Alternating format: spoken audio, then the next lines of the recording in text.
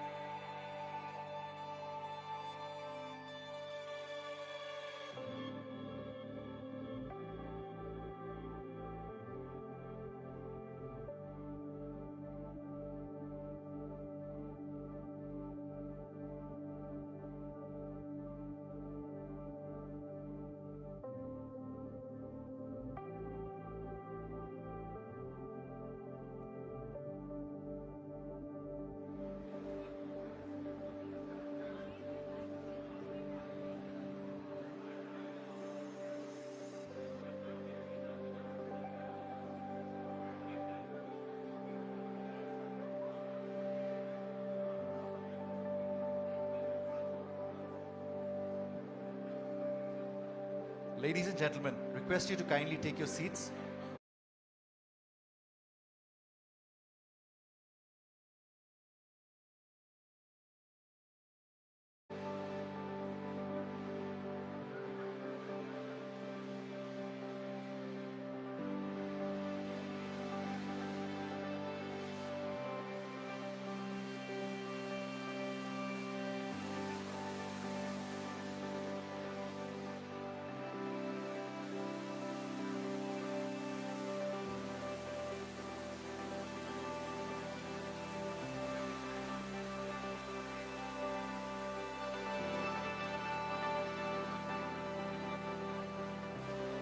Gentlemen, please welcome your host for the evening, CNBC TV 18, Samaira Abdi.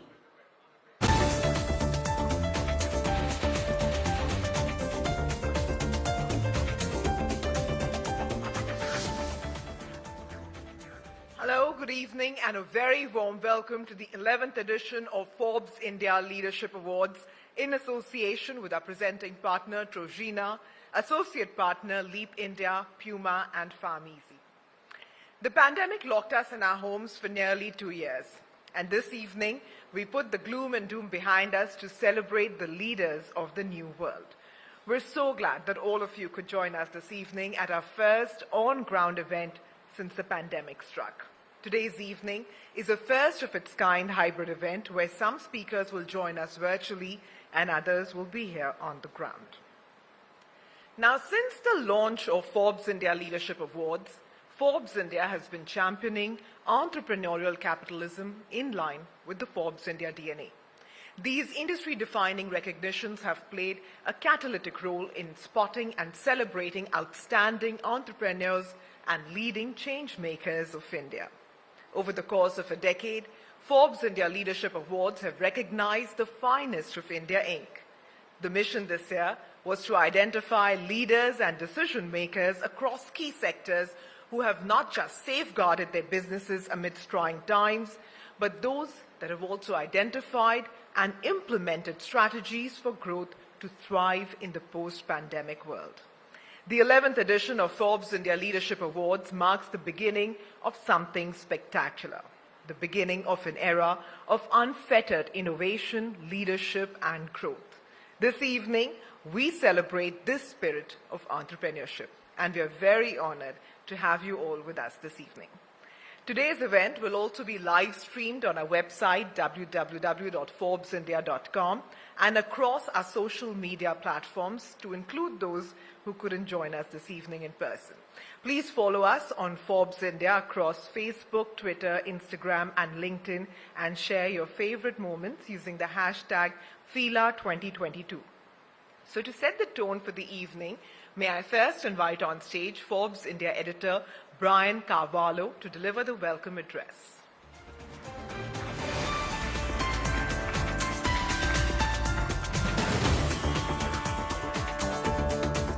Thank you, Samaria. Good evening and a warm welcome to the Forbes India Leadership Awards from all of us at Forbes India. When I say a warm welcome, I guess that means a lot more this year. And that's because we are finally in a room together. After 2 years, face to face, shaking hands, and soon clinking glasses.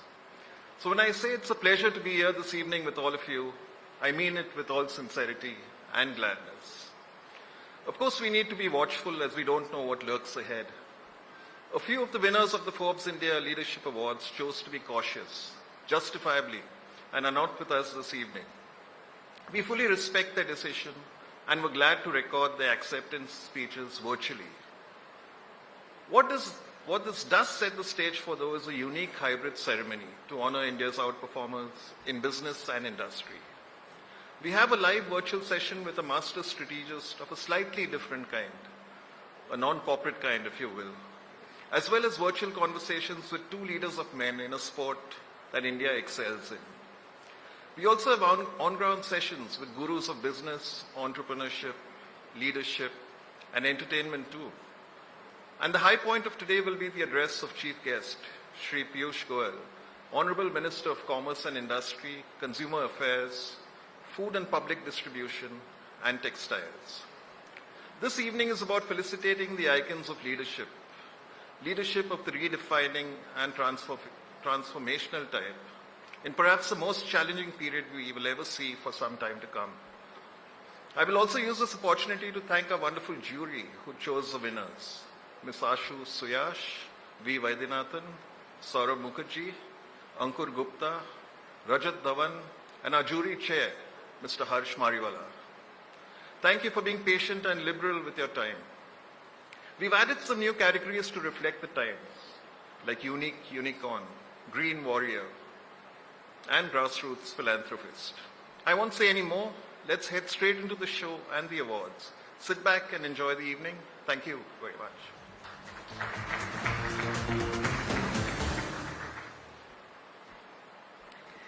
Thanks very much, Brian. All right, let's kickstart the evening now.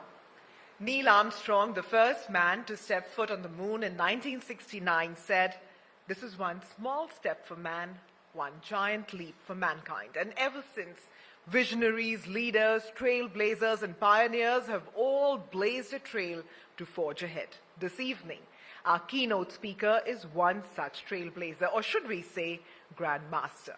He grew up in Chennai and learned how to play his sport from his mother when he was just 6. From being an amateur to quickly earning the moniker, the Lightning Kid. He championed the game like nobody else. In 1988, he became India's first Grandmaster. Please welcome 5-time World Chess Champion Grandmaster Viswanathan Anand.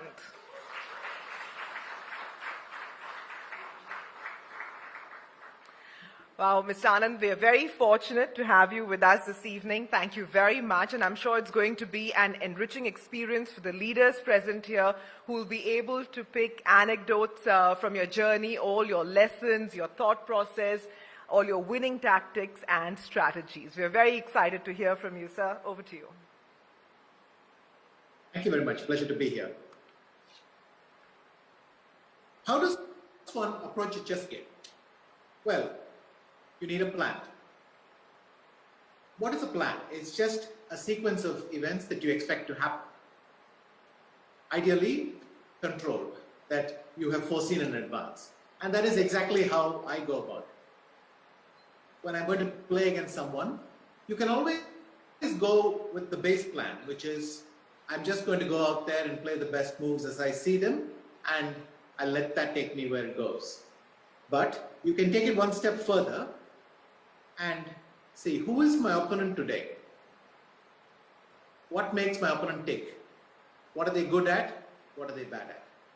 And then I try to visualize scenarios. I think this is what I'm aiming for. This is my dream scenario. These are all the deviations that could happen on the way. And then one by one, I examine each scenario in some detail. I can rehearse it myself, make the moves for both sides, use the computer as a sparring partner, use my coach to suggest moves. And then you examine the scenario. You have to have a balance of optimistic and realistic scenarios. Realistic, unfortunately, is that your weapons will probably miss the target and you won't get the position you want. And there, how I go about it is I try to think, in every situation that I find myself in, do I have enough to cope? Is there anything unexpected that could happen to me? So I then map those out. Not a lot. There are too many scenarios that turn up in those situations. But I will bail out at least in each one so that I can get back to the base plan, which is no plan at all. Just play the best moves. I end up in a situation where I've not been ambushed and I can. However, in the event that, right, you don't want to miss after that. Having got your opponent exactly where you want him, you want to make sure that you get in the point. So then the most stake scenario, the big payoff, I look in some depth to make sure nothing can go wrong, and in every scenario I'm putting maximum pressure. Every move that he can react with, I'm putting the maximum pressure and trying to get the point. Amongst the things you do to get ready is to think, what are the things that can go really wrong? And most of these will be, in a sense, unknown. So you'll have to imagine them. But from your past experience, you'll know in a chess game what are the things that can go wrong. And you eliminate this fear of the unknown as well by planning a little. So that's the first stage. Then it's psychological. How do I get ready really for a game? How do I feel that I'm in game mode? Well, from my experience, I know there are a couple of steps. When I go to the airport, suddenly things are getting a little bit serious. You know that something is changing. You land, you go to the hotel. Then the next morning, you see some of your friends in the lobby. Seeing them face to face makes it a bit more real. Then the drawing of lots. Then the first game starts. And you know these sequences will happen in every tournament. And you know that each one will help you get to full concentration. But you also know that once you see your opponents and all that, your brain will start working in overdrive. And all sorts of scenarios that you hadn't mapped out before will emerge because you're very concentrated and you're fully alert. So I keep some time always after the drawing of lots to cross-check, but this only helps if I've done a lot of the prior work. So then, okay, I'm there at the tournament and I'm going to play. What's my strategy after that? So we can divide this into two things. One is what you're good at. You know certain systems very well. These are the things you can depend on, your core strengths. And you know that you execute them well, you've done that all your life. Broadly speaking, you can call this your routine. But your opponents are likely to have prepared for exactly that. So you cannot depend only on that. So one of the things every chess player strives to do is to develop some extra new material, something new, cutting edge that hasn't been fully mapped out anywhere. And you try to work on this and get ready to go to the board and pose your opponent these new problems. In this situation, you're balancing the amount of routine and predictability with the risk you need to get that extra reward, which is that your opponent struggles from an early stage of the game. You have to find the balance yourself, but I think routine without risk will eventually stagnate, and too much risk is too much to handle. So you always got to develop this habit of working and creating new stuff, a little bit in every game, a little bit for every tournament, and this consistent work is what keeps pushing you forward. And then you have to work on your core strengths, because most games at some point will transition back to what you're familiar with, and then you'll have to start executing. So you practice for that. And that's the trade-off. Then in a broader sense, how do you keep up with developments? I mean, nowadays with computers, this process is accelerated. But chess players have always tried to come up with new lessons and integrate new material into their learning. So learning is looking at new material, new conclusions, new ideas, which are constantly developed, trying to make sure they make sense to you. You may not know all the background of every line, but you have to follow a lot of material to be able to place something in its context. If someone plays an interesting idea, you must understand why it is interesting. What did it bring that is new to the table? What prior problem was it trying to solve? I mean, really put yourself into the head of the person who made that move and try to develop these things.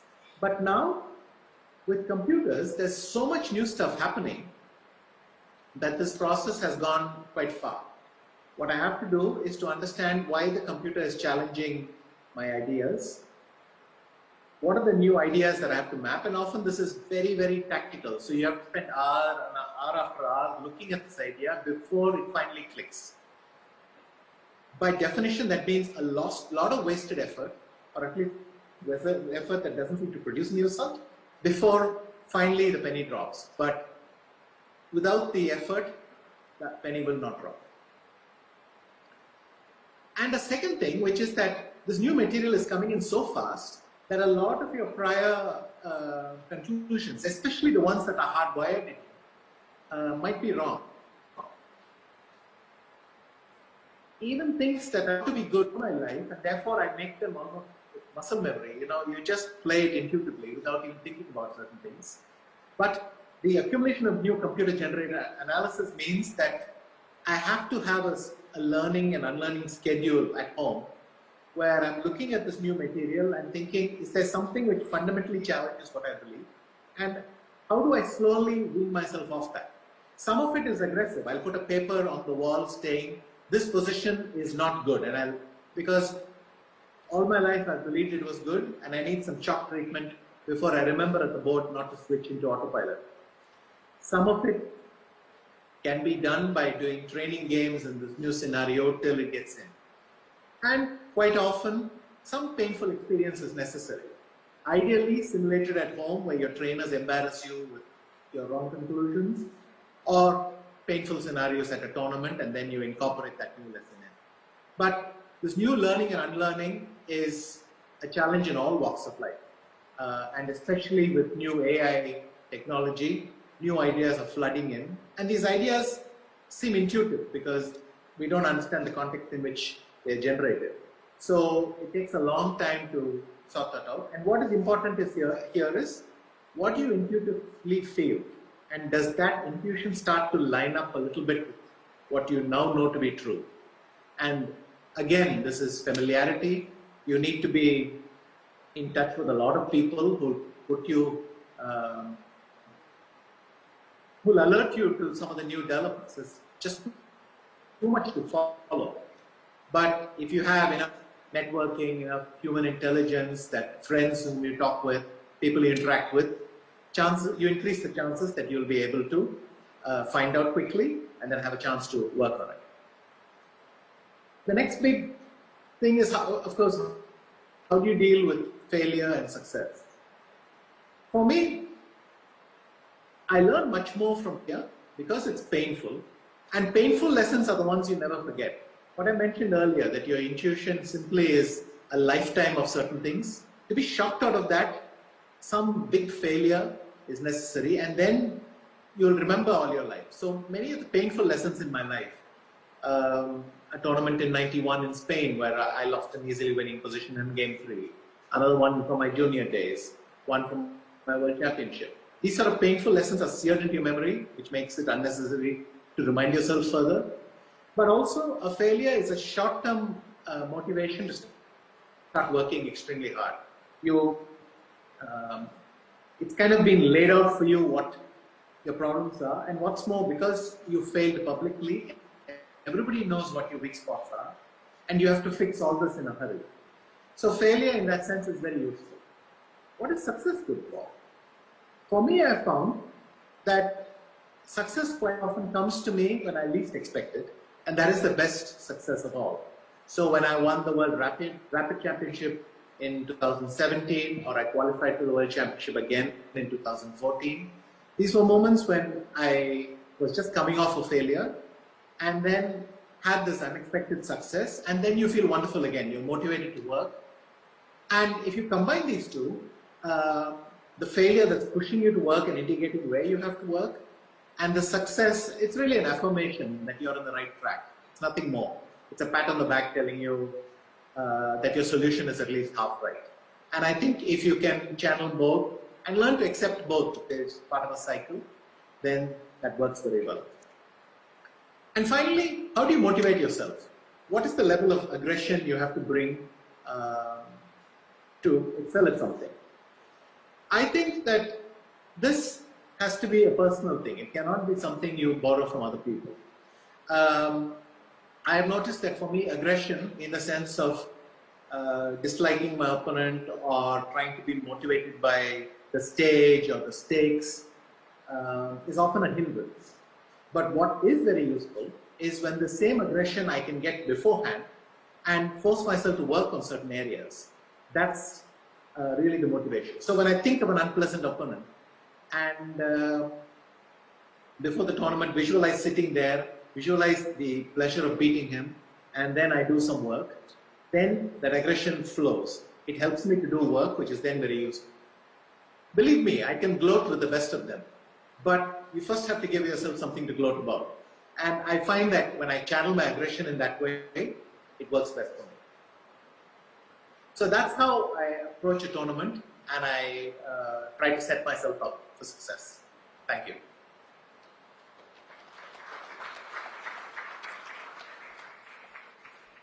Thank you so much, Mr. Anand, for allowing us that peek into your thinking and your strategy. That was a very insightful talk, and I'm sure the FILA gathering will walk away richer for it. And now, if anybody in the audience has a question for Mr. Anand, please do indicate, and we'll have a steward come around with the mic. Yes, sir. Hi everyone. Hi, sir. It's a pleasure to talk to you. I'm Abhinav. I'm the founder of Fluid AI. We help organizations increase revenue without hiring people through conversational AI. And my question is in that same vein. You know, you just mentioned you've played people, you've played AIs as well, you know, computers, algorithms. Who have you learned more from? And the reason I ask this is, you know, we were recently granted 3 patents on AI research in the US. And the thing we're trying to solve for or understand is in organizations, when people learn, do they learn better and more unique things from machines and AIs that they interact with, or do they learn better from people? And the same applies to chess, right?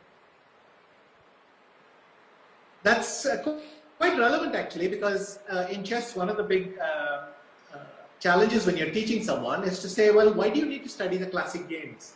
Why do you need to study human games at all? Why not just... And the answer is this. I think human games show a lot of intelligence, but these are problems that people have faced and solutions that happened, and human stories that are easy to recall. You can put yourself in their shoes and relate to it very easily. And that's a huge benefit. And then I think the real benefit of especially AI, definitely a prior generation of computers also showed us a lot of new material. But it doesn't challenge your thinking in the same way, because you know that the method of approaching it is inhuman in some way.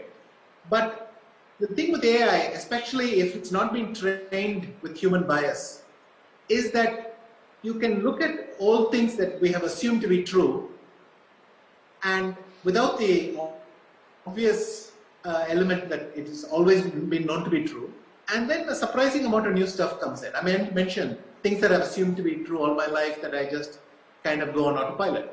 AI throws up a lot of that, and if you can get in there early, draw some conclusions and play with it, then you put yourself ahead of the curve. And I think that's the benefit there, that they challenge a lot of our built-in assumptions. And a substantial number turn out to be, if not wrong, inaccurate. Have you ever used an opening from an AI before? Like learned an opening from an AI and then used it in a game ever?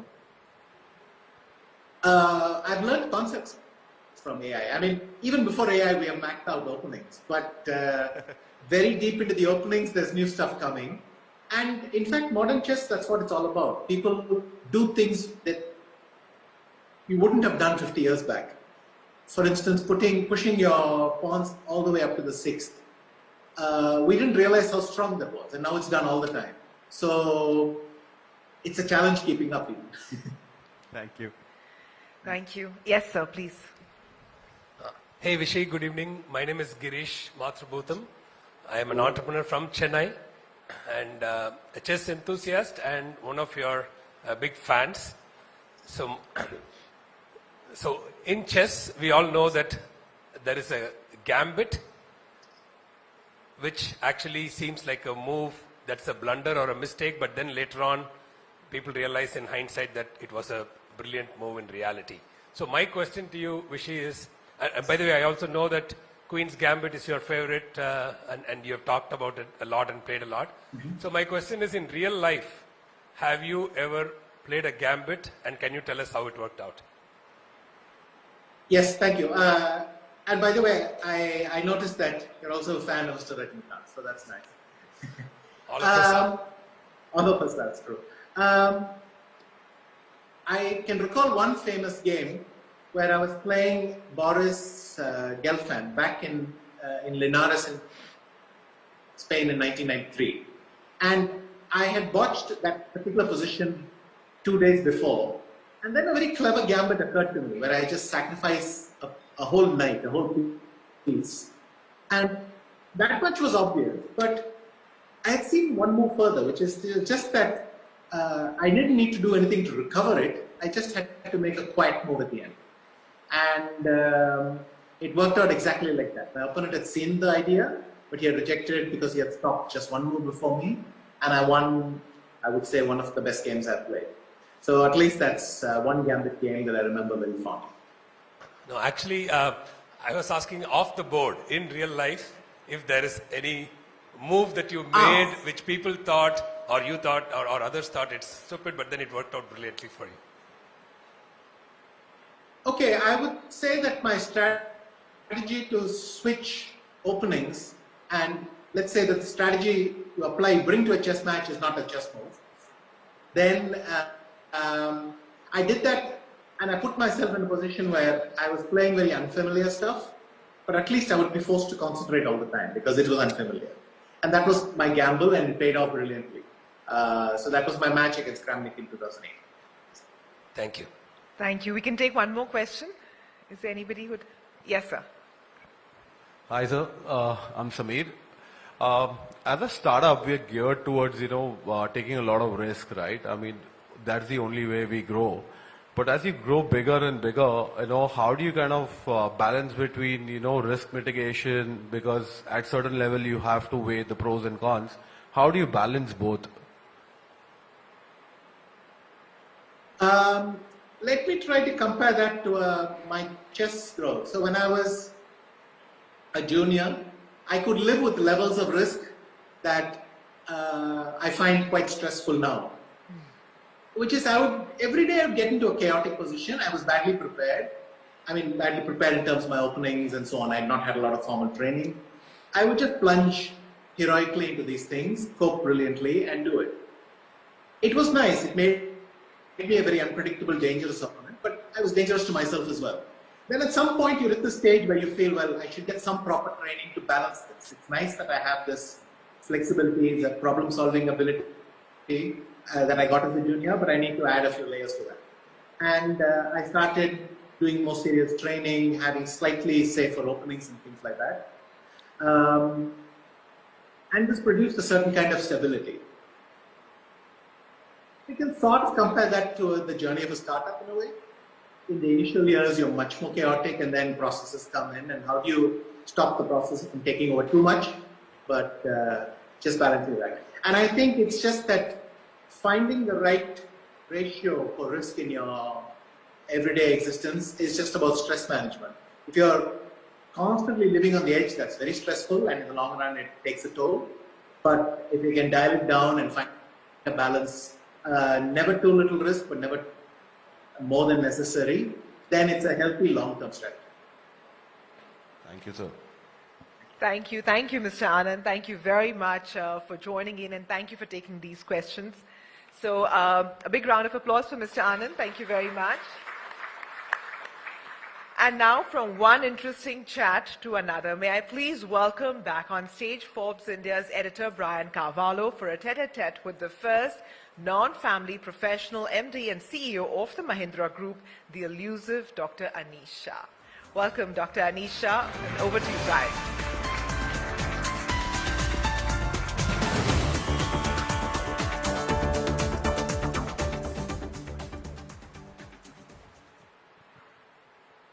Thank you, Dr. Shah, for agreeing to do this. So let's probably start with that first question of what does it take really to lead a diversified group like Mahindra, right? You have operations in auto, farm, holidays, finance, IT services. So what is the approach here as the group CEO? How do you look at it? So Brian, first, it's a pleasure to be here with everyone. And with regard to what does it take to lead a diversified company like ours, I go back to what someone told me many years ago, which was to get control, you have to give up control. I'd never really understood at that point in time. But over the years, I've practiced a lot more of that, which is empowerment with the teams, frankly with my children as well, where I learned more than what I learned in office. And that really has played out very well in a role like this, because we are a federation of companies. We have great leaders across all our businesses, and it's about giving them control to be able to do what they need to do. At the same time, it's maintaining a fiscal discipline and having the ability to take hard calls where required to be able to reward our investors in terms of what they need. So it's a combination of that. So that brings me to what Anand Mahindra would say, that, we function like PVC investors, right? And the group is a federation of companies, and we allocate money to who kind of deserves it or who wants it, right? So do you still follow that approach, and what are the benefits from such an approach? So let me start with the benefits first. If we go back to 2002 when the Nifty was created, for a period of 17 years since then, till 2018, M&M was the best performing stock in the Nifty. And that was really driven by the federation of companies, by giving freedom to entrepreneurs within the group to create value, and by strong fiscal discipline as well. So that is a formula that has worked very well for many years, and that's really one for us to take forward, because our strength is the synergies across the company and the trust, frankly, that the Mahindra brand creates. Great. And as Sumaira said, you're the first non-family professional to be heading the group, right? So what's the message here for stakeholders? If I were to look back before I joined the Mahindra group, I always looked at the group with a lot of admiration. Admiration for its values, for what it stood for its philosophy of RISE, which was to drive positive change to enable communities to rise. And when I got this opportunity, I would frankly say that I was deeply honored and privileged. And more importantly, it was a responsibility to continue this legacy. But beyond that, it's not as much about me. I think what this holds in terms of significance is that this is an Indian multinational, a proud Indian multinational that is run by professionals with the power of the legacy that it has. Right. Okay, I want to ask you a question on ESG leadership, right? I think companies are under increasing pressure from stakeholders to formalize an ESG kind of framework, right? So, and this also calls for a certain kind of leadership, the ESG leadership. So what would be the responsibilities of leaders in the ESG regime, or for an ESG leader, so to speak? So I like going back to history, as you've seen, because it sometimes gives a good perspective. So I'm going to go back to history again, this time 75 years ago, or 77 years ago to be more exact. In 1945, when the Mahindra Group was founded, our founders placed an ad in Times of India. It talked about the principles under which this company was being formed. It talked about the dignity of labor, about giving back to society, about the importance of not looking at things with the lens of caste, creed, or religion.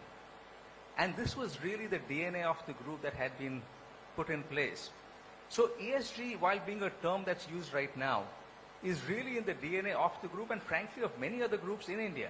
If you were to look at India, it stands out versus the Western world, which has coined the term ESG. But for us, society is an important part of who we are or what we do. Right. And therefore, we have to take that leadership, again, not just in India, but lead across the world. And if I pick sustainability in particular, climate change is real. It is a huge problem for us, and if we don't collectively act, we will not be able to reverse the 1.5 degrees of warming that we need to reverse. And here, governments alone can't do it. It has to be a cooperation between the private and the public sector. We started our journey about 15 years ago and have made a number of commitments, have taken leadership in being water positive and reducing energy, and have committed to being carbon neutral by 2040. So these are various actions that we work with various companies together to take, to innovate, to be able to get us to a carbon-free world. Okay. So that brings me to this fascinating debate between purpose and profit, Right, as capitalism increasingly gets a bad name, I think there are all kinds of solutions to it, like stakeholder capitalism, conscious capitalism. Do you think it's really possible to place purpose before profit? So I go again with facts. We are a purpose-driven organization, and we have created the most amount of value over 17 years across the Nifty. So we have been able to balance both purpose and profits. I would actually say that purpose drives profit. Because without being a purpose-driven organization, it's sometimes tougher to really be able to deliver the kind of profits that our investors want.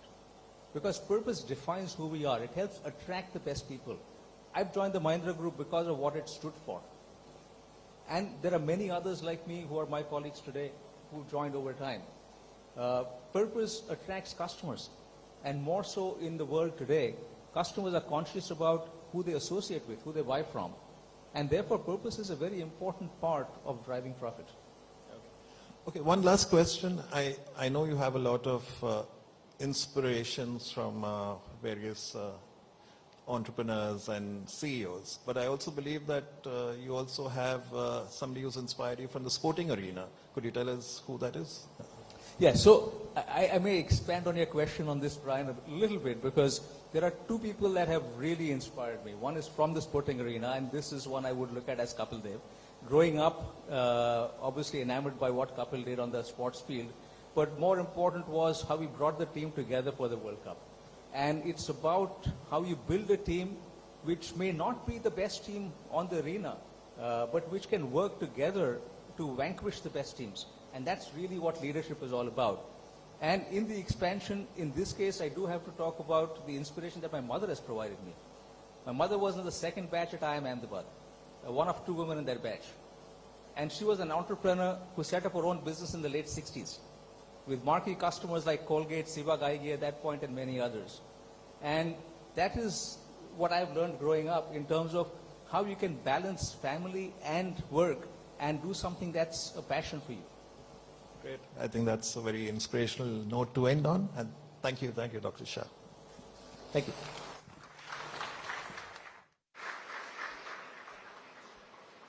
Thank you, gentlemen. Dr. Anish, thank you very much. Brian, if I can request you to please stay on stage for the awards. All right, so with that, we're now going to get to the first set of awards. It's time to honor excellence in corporate leadership. The winners have been selected by a formidable jury featuring leaders from India Inc. Jury Chair Harsh Mariwala, Chairman of Marico, Rajat Dhawan, Managing Partner, McKinsey India, Ashu Suyash, Entrepreneur and Independent Director, Saurabh Mukherjee, Founder, Marcellus Investment Managers, Ankur Gupta, Managing Partner, Brookfield Asset Management, and V. Vaidyanathan, MD and CEO, IDFC First Bank. So a big round of applause for our esteemed jury. Well, FILA 2022 jury has deliberated and narrowed down the winners from a long list of nominations by doing extensive research on qualitative and quantitative parameters. The final winners across 8 categories exemplify exceptional leadership and vision. So the first award this evening is for the category of Outstanding Startup. So let's hear from jury member Saurabh Mukherjee, the founder of Marcellus Investment Managers, on what they were looking for in the winner.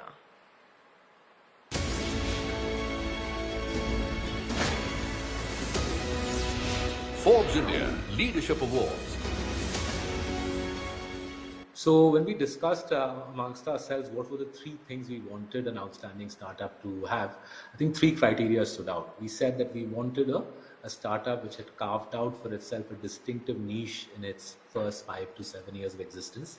Secondly, we said we wanted to back a strong, sustainable platform, a platform that we see surviving and thriving over the next 5 to 15 years. And thirdly, leadership pipeline, right? It's important that we gave the Outstanding Startup Award to a startup with a strong leadership pipeline, a pipeline that can build the business over the next 5 to 15 years.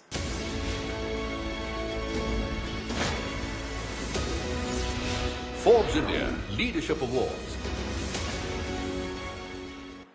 May I also invite on stage Mr. Harsh Mariwala, Chairman of Marico, and Sunu Matthew, Founder and Managing Director of Leap India, to please join Brian in presenting this award.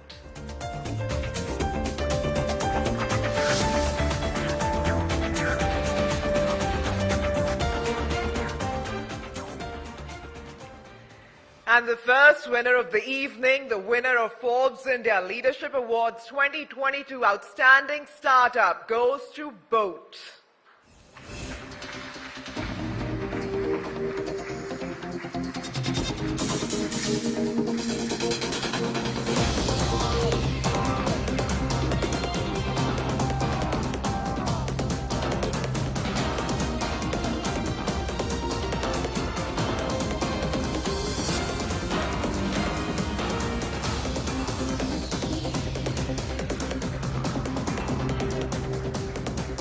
Well, startups have been the backbone of India's economy, and they continue to significantly contribute to the country's GDP and jobs growth.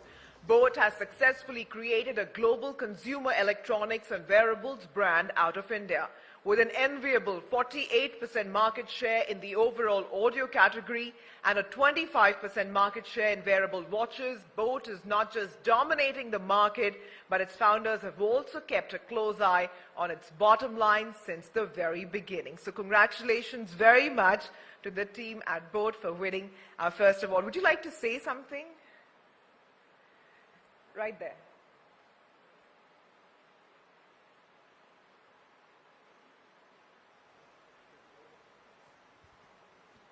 You could just come up here, everybody can see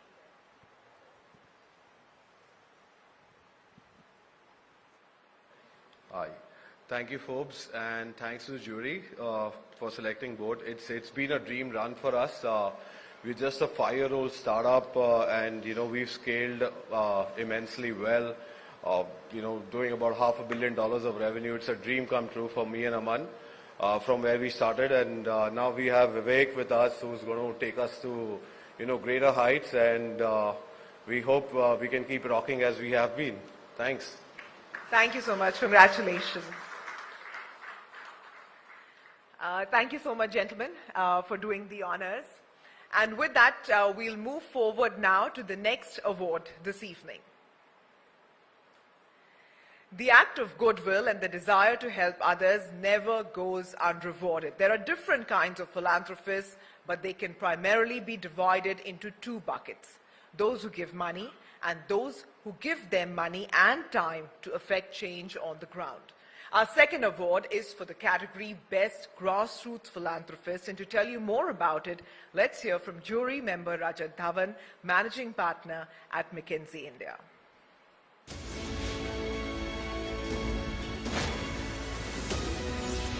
Forbes India Leadership Awards. While discussing all the worthy nominees in the category of grassroots philanthropists, we actually took a look at a couple of lenses. Firstly, we were very keen to see who has gone beyond the scope of just doing mandated CSR. So we looked at who has really been contributing a substantial portion of their net worth towards creating real social impact. And second, we tried to recognize systematic, strategic, and sustained philanthropy over a period of time that has been direction setting in the respective spheres. So again, it was to go beyond the check the box CSR. And our jury was very clear that as we recognized the winner, we wished that the winner could become an even more prominent flag bearer for the critical role the change makers play through giving and through being ambassadors of how their roles create a significant effect on family, on community life, as well as on future generations. For me, it was truly inspiring to deliberate on this category with my fellow jury members, and our collective gratitude to all the nominees.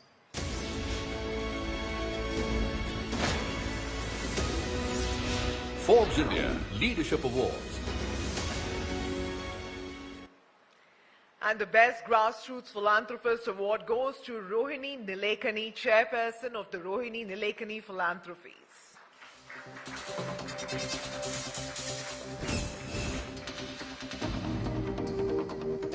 Rohini Nilekani has been consistently supporting a number of urgent and even unconventional social causes with her personal wealth and time. She leads by example to uphold domestic philanthropy, creating linkages between civil society, the government, and markets. We congratulate Ms. Nilikani. Unfortunately, she couldn't join us this evening, but she did send us a little message.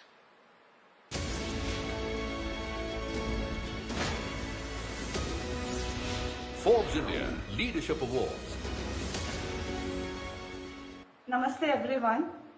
I'm delighted and honored to be selected as the Grassroots Philanthropist of the Year. Indian philanthropy is at a very exciting stage now, I do believe. And I think many new trends, and especially the one that warms my heart the most, is that young people who are having the opportunity and the luck and the blessing to be successful early in their lives have quickly realized the responsibility of their incoming wealth and have been giving it forward very smartly and very quickly. And that makes me really happy as a new trend. I believe as we all learn to give forward better in this country, where there are still 600 million people waiting to come into the room that all of us are occupying now, to help them to create the better society that we all want to live in, we need to do a lot more. And I think one of the key words, again emerging from the past 2 years, is collaboration. How can we do more strategic, collaborative philanthropy together? This decade is going to be the most important human decade in terms of whether we make our planet and our country resilient to future shock. And I believe philanthropy has a huge role to play as we all learn. With all of us have much more than we need, the people in this room that I'm speaking to. How can we come together with imagination and open up our minds, hearts and pockets a little bit more? Thank you once again to the jury and to Forbes India. Namaste.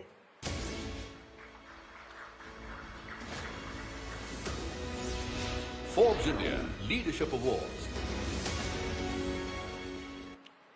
And now we take a short break from the awards this evening and dive into an exclusive chat with one of India's brightest sportspersons, the vice captain of the Indian cricket team, KL Rahul, in conversation with Forbes India's Kathakali Chanda. Thank you, Sumaira.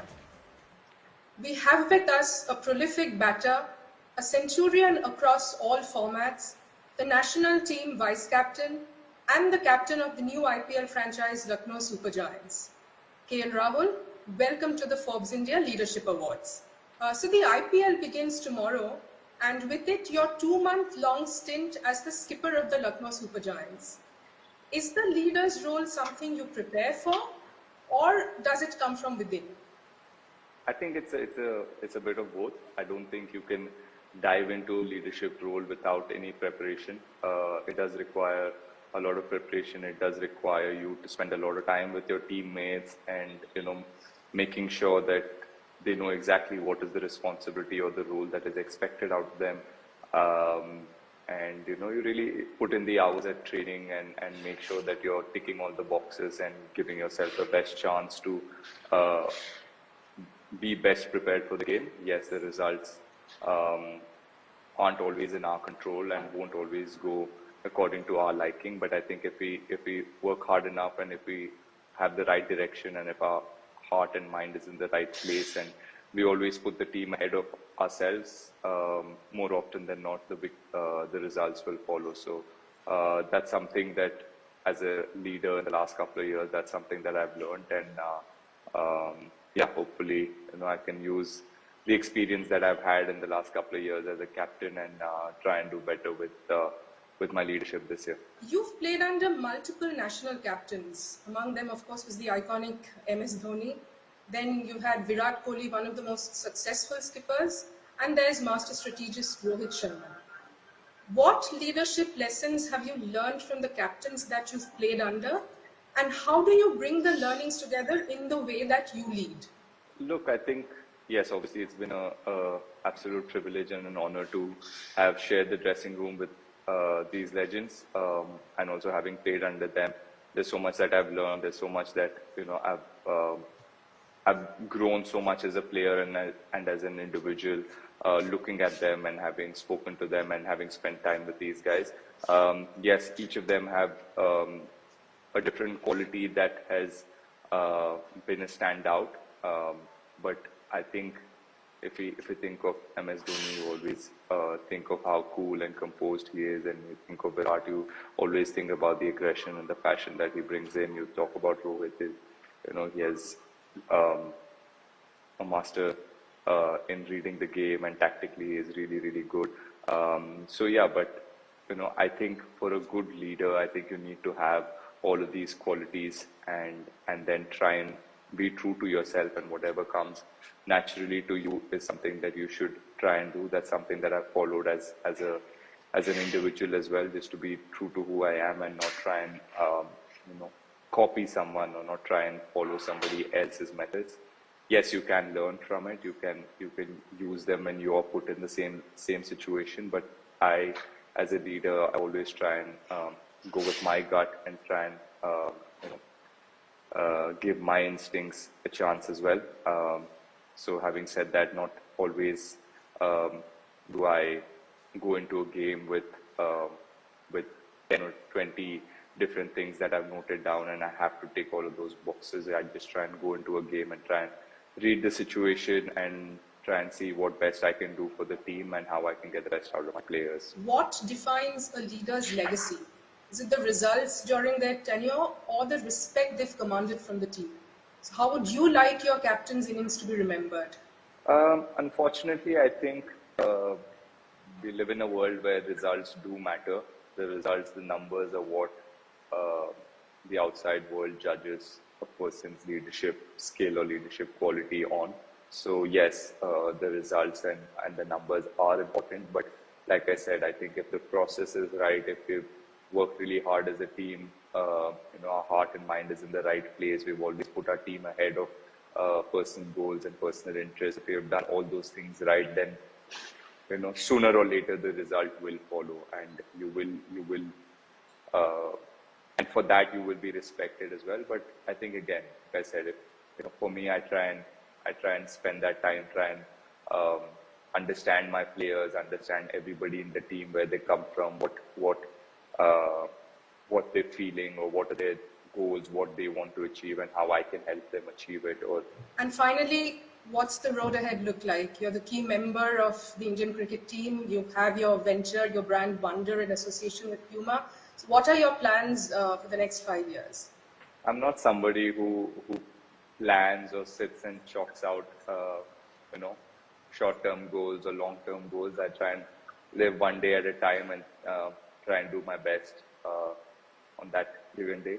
Yes, Wonder is something that's really, really close to me. I've always had a keen interest and passion, and I'm so happy that Puma has given me this opportunity to collaborate with them and show my little bit of creative side that I have. So yeah, really happy with how it's done in the past year. People have really loved it, and the love that we've gotten for little things that we've done is it really encourages me to do even better and try and keep improving and getting better with that side of my life as well. But again, the same thing applies to cricket. Try and do my best every single day, and right now my focus is on the IPL. It starts soon, so really looking forward, and it's going to be an exciting couple of months for all of us, since it's a new franchise and it's a new season. Everyone's really kicked and happy about it. So yeah, fingers crossed we can go out there and give it our best. And like I said, if we follow the process, the results will follow. We'll end the conversation on that note. It was a pleasure chatting with you, KL Rahul. Thank you so much for your time, and all the best for the coming tournaments. Over to you, Sumaira. Thank you so much, Kathakali. KL, thank you very, very much for that interesting chat. Well, entrepreneurship has evolved a lot over the years, and only those business leaders who have kept up with the changes are here to tell the stories.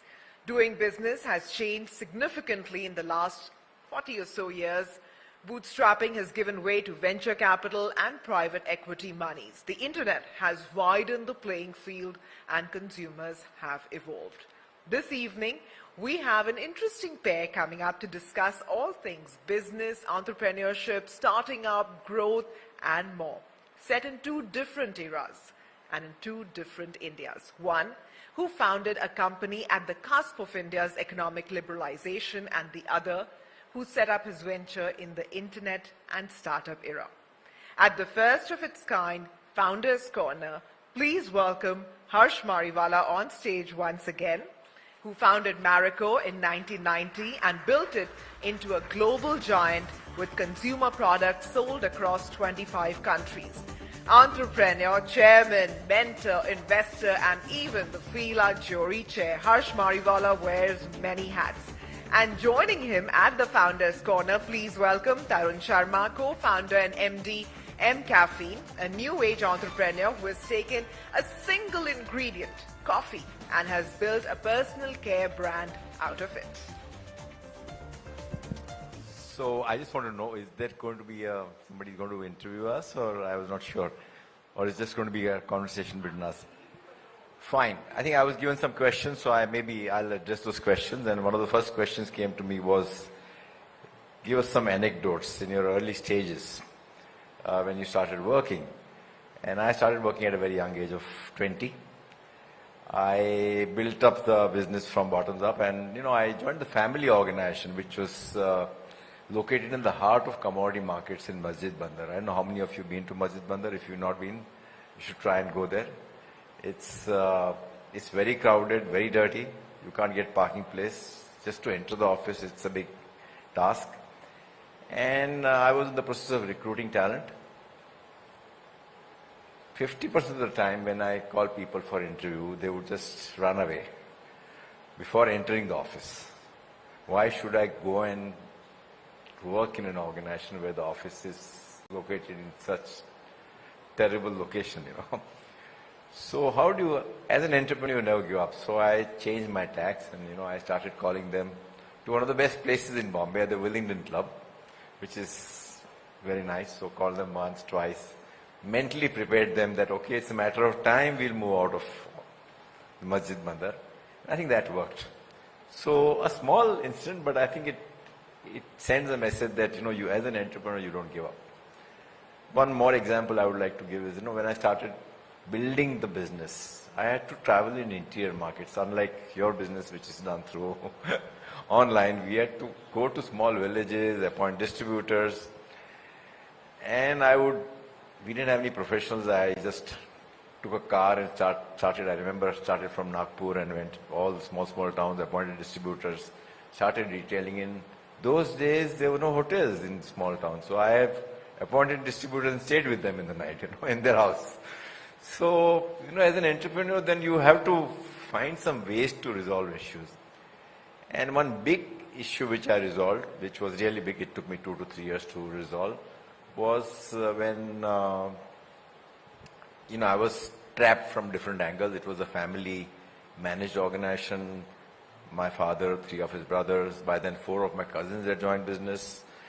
And it was very, very difficult to manage with so many family members in terms of freedom to recruit talent. It was perceived to be a family managed organization. So how do you separate that from that time the Bombay Oil Industries, with having different businesses with so many family members, and go into a dedicated consumer product business under Marico? And it took me 2 to 3 years, and many times, people think that you have to move fast, but in a family managed organization, and for those who are family, it's worth spending that time to arrive at a consensus. To me, that has been the most important decision in my life. If I had taken up a fight with them, I would still have been fighting with them. But this was a consensus decision. It was not a ownership separation. It was just a management separation, wherein I just said that give me freedom to operate this business in a different company. I don't want any extra ownership stake. And at some stage, I was able to succeed.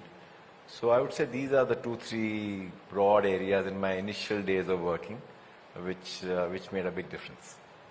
And I've gone through the entire book. I've read your book, so I'm pretty much familiar of how the story, and Rishabh being a very good friend. Yes.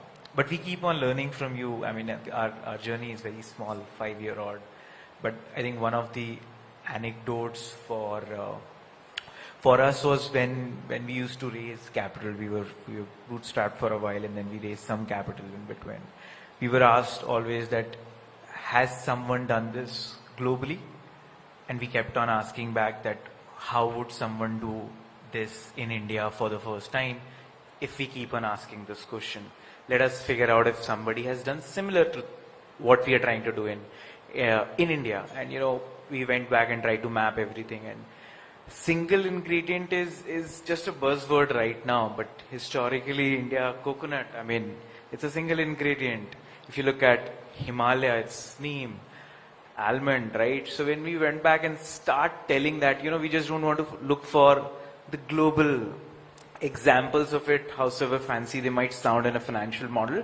We're going to look for inspiration in the country, and the way large in traditionally or earlier things have been done, we would want to just change the operating way of doing it and probably try to follow the path of how probably America has done, and we're still far away from but you're on the right track. My son is an investor, and I was told today, I didn't even know that he had invested 2.5% of his company stake is my son. Yes. And he talks so highly of you, and when he knew that I was going to meet you today, he's saying that fantastic, because he's saying these guys have done amazing work and they're going to go miles. So he's a very happy investor. I think his stock has appreciated quite a lot, but he's looking at much more appreciation. Absolutely. But I heard your co-founder yesterday at another seminar, and I think I thought it was just coffee, but when he talked about caffeine, which includes tea, coffee and cocoa. Yeah. So you used all these three ingredients to develop your products, and that's a wide range. I thought only coffee by itself is maybe limiting, but if you combine these three, you have a wide base to operate upon. Yeah. And the world runs on caffeine, tea, coffee, chocolate, everything kind of comes along, so we believe it's going to be. So I think the next question which came to me was, how do you identify opportunities to expand the business? Now this is a very relevant question for entrepreneurs. What I do is I do a lot of outside in, which means what's happening internationally. As you rightly put it, you studied some ingredients. So what are the trends, especially in consumer products, which are happening, whether it's a natural trend or vegan trend or whatever trend which is coming in, the protein trend. Read a lot, interact a lot with thought leaders, listen a lot. So that's the outside in, in terms of finding out what is working where. But that doesn't give you a true opportunity. I think based on that, then you decide whether is there an opportunity for you to leverage something with the consumer. And that's inside out, which means after understanding the opportunities in, say, food, you find out whether you have a unique proposition in healthy foods. One of our areas is healthy foods, So I'll just give you an example of oats. We went into plain oats where we had to fight competition from Kellogg's and Quakers, and they are big players and they've been there for years and years. We didn't have any differentiator in plain oats, and we got about 10-15% market share because of our brand name, Saffola, and distribution. But after that, what? So we said we have to do consumer insighting. So we went to the consumer and we realized that the Indian consumers preferred a savory breakfast, not a sweet breakfast. And then we went into each and every state because each state has a different taste profile. So can we design an offering different for each state and offer them in savory oats? So we have masala oats, pav bhaji oats, tomato pepper, pongal oats. And we have created something like, I think, 300 crore category in the last 4 or 5 years. We have 80% market share. So the key thing is combine those trends with a lot of innovations, consumer insighting, and develop something which works with the consumer and continuously be in touch with the consumer. I think consumer, I am sure you're also doing the same thing, and your way of consumer inciting is far more quicker than the old age kind of FMCG businesses where you get a lot of trends through online data and things like that. But even if we get 1% of how you collect insights, we're sorted. In our case, I think one of the biggest opportunity area is how do we read millennials, because we are a millennial only brand. We want to target, we want to speak to them, want to serve them, and then the spillover happens to certain other age groups. And in that process, one of the things which we start telling ourselves is that we don't understand millennials, because this is a generation which is changing so fast. How do you claim that it is there? You understand? So we have this large vertical which only speaks to the first years to the fourth years. We call the caffeine student army. This student army educates us at a pace in a spectrum which we could never imagine. I mean, it's an accelerated MBA we do every 3 months from Insight Collection. And one of the anecdotes of that is we wanted to block a celebrity or influencer in the male space. We are a gender neutral brand. And we did the slicing and dicing, the usual way we did it. We could not be convinced, no, it's not hitting, it's not landing for us. How do we do? We went back to the student army. We asked them, how should we define? Don't tell us who, how. They told us there is a hashtag called Man Crush Monday, wherein young women crush over their man on a Monday. It has 46.7 million posts, not stories, posts. Hugely popular asset. In India, we took the person who was the top charted MCM hashtag winner and sorted for us. And the kind of engagement that guy is bringing on the table is immense. So I think from an opportunity exploration perspective, we kind of keep our ears there. And again, data sits at the center of everything. So we kind of roll back the data angle to this inside and try to make better decisions as we move forward.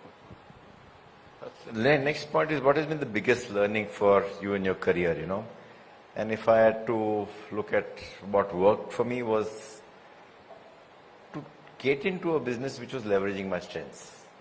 Because many times, you know, there's a tendency that, okay, IT is the flavor of the season or digital is the flavor, so you should go into that. I'm completely against that. If I'm not good in technology or if I'm not good in digital, I should not get into that business. But if I'm good in consumer insighting, I'm good in something which is working with distribution, sales. So I went into a business which was leveraging my strengths, and that became my passion because it was my strengths and I could excel in that.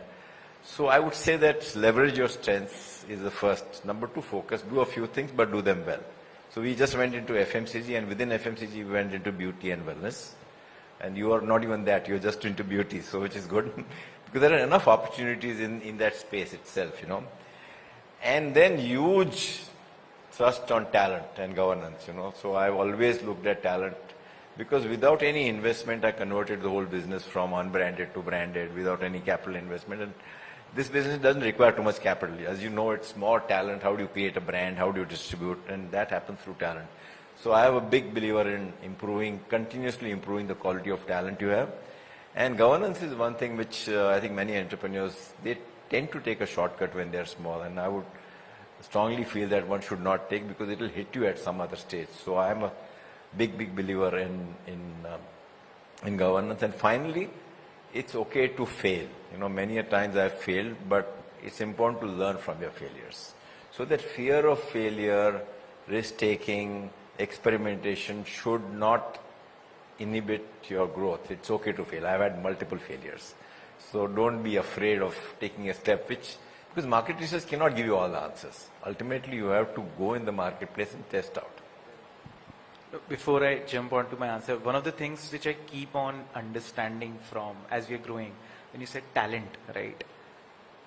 At a philosophical level, how should one think about whether one should make a family while he or she is building a company, or a sports team? And both have very different legs and hands of how an organization should be built. Naive questions, but I think this was something which you're trying to figure out. So I don't want to combine family with business. In fact, I am the one who actually turned away the family into more professional. Because ultimately, I always have one thumb rule. The interest of the organization should come first. The issues of loyalty and all are not relevant because if you try to be loyal to your employees and if they are not good enough, it will impact your business. So I always have this thumb rule. The interest of the organization should come first. Now, depending on the kind of business one is, you may want to have some family members. For example, if you are in a very high-risk business like taking calls on foreign exchange or buying stocks that quick decision making, then you may want to go into more like a family. But in my case, it was a FMCG company, and I was looking at examples of P&G and Levers, and they were all professional organizations. So I went the other way in terms of professional. Just to kind of click on the learnings part, I think it's a very limited learning, so to say, but one of the things which in the last 5 years I've learned is that आप हर समय बेच रहे हो. So as a founder, you should be definitely good at sales at least. You're selling to your team members who should be hired at a certain salary cut because you don't have the money to pay. Your retailers, your investors, you continue to do that. The entire market, I mean, when I go back to sleep, I think the only thing which comes to my mind is the selling doesn't stop. So one of the learnings which has been that probably one should continue to sharpen. And second is, and especially in the world where, you know, unicorns are happening probably every week, we believe in consumer brands for us and as a core DNA that brands take time. It's not a business where you can just shower everything and say that, you know, now we have created it. Consumers tend to push back. So at the end of the day, 9 women can't create a baby in a month. So it will take its own time, but when it takes, I mean, it flies at a very different level. So be patient is something which we are trying to learn again. Okay, the last point which was given to me was, what is the learning you have from this new age businesses like yours, you know? And I must say the entry of the D2C brands, as you put it, as you've gone into, is very different. All the entry barriers which we thought existed for us in terms of distribution entry barriers, advertising budget entry barriers have gone. You can do digital marketing, enter, you can go online and sell. So I think there is a lot to learn, and we have looked at it from an opportunistic lens. You know, it is a threat also. So considering that we acquired 2 brands, you're aware that one Beardo, another is Just Herbs, maybe one more is on the way. And we also have launched 2 of our online brands. But the way we are managing this is very different from the traditional FMCG way of doing things, you know. We have a very young team, completely away from our traditional FMCG marketing team, because the mindset required to manage this is very, very different. So I just want to know from you, how do you see the difference between FMCG and D2C? I think the digitally native brands have a certain way of working, but what we tend to look back and try to learn, especially from you guys having certain viewpoint of the organization. I've met Koshi, I've met Sujot from Beardo. I think the talent part that when we as founders try to create, and this is something which we are learning, a lot of startups have done well. I think creating a very, very solid leadership team, and as a founder, freeing yourself or detaching yourself. And in your entire book, you have just mentioned one thing: people. It has to be people, right? I think that's something which we are trying to learn on how to do it, because we tend to kind of really, in a hustle mode, hire anyone and everyone. Second, I think systems and processes. We genuinely, I mean, the rule in the startup world is break it. Right. So we believe, I think as we are growing from a certain level, we have just closed a round which will be announced. We're feeling it that, you know, systems and processes should be built first, and there has to be a very high degree of focus, and which you guys have kind of still to learn a lot. Great. Thank you, Tarun. Thank you interacting with you, and thank you for having us as your shareholder, and hopefully you'll do much better. It's a pleasure. It's a great validation when you're on the cap table. Thank you very much, and all the best. Thank you so much. Thank you.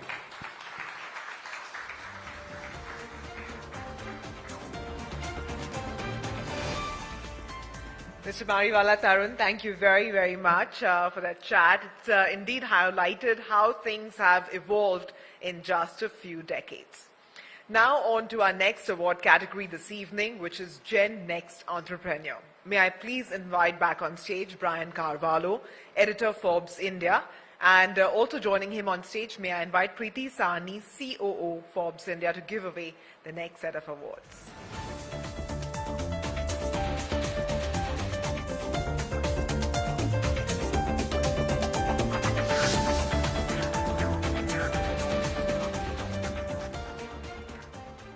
Hi, but first, let's hear from Mr. Mariwala on his thoughts about selecting an entrepreneur that the jury deemed worthy of the title.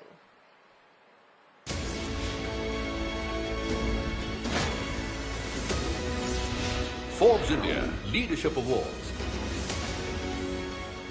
When the next generation comes into the fold of the business, they have a big responsibility in ensuring that over a period of time, they take over the reins from the earlier generation. And to that extent, perpetuity would play a very important role. Perpetuity in the right direction, in terms of the right culture, in terms of growth orientation, in terms of transition and respect from all the stakeholders. And I think that's what we were looking at in the jury in terms of individuals who have very smoothly taken over from the earlier generation, and they have set a stellar example in terms of what they've done in the time they settled down, and the future is looking bright for the organization because the next generation entrepreneurs are actually adding a lot of value to the business while continuity and perpetuity is in the plan.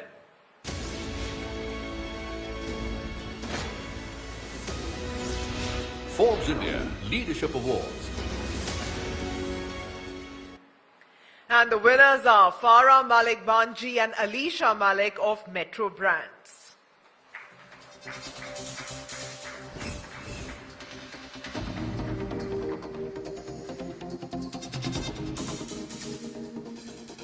The next generation of entrepreneurs are trendsetters and go-getters who are striving each day to take their family-run business to the next level and build it for the future. At Metro Brands, the third-generation entrepreneurs have aced the complexities of managing a 70-year-old family business, put the brand on the map, and they've mimicked its brick-and-mortar growth online. Congratulations to Farah and Alisha, and let's first hear them out.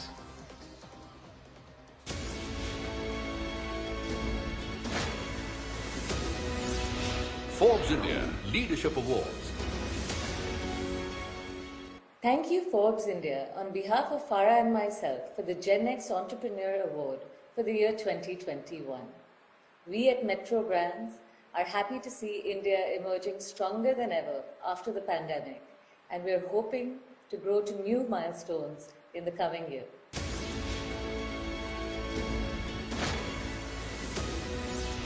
Forbes India Leadership Awards. Okay, and they couldn't be with us, but Ms. Nandini Mehta, CHRO, Metro Brands, has accepted the award on behalf of Farah and Alisha. So congratulations to you. Okay, with that, we move on to our next set of awards this evening. May I please welcome Mr. V. Viswanathan, MD and CEO of IDFC First Bank on stage to please join the presenters in giving away the award for the Best Company of the Year.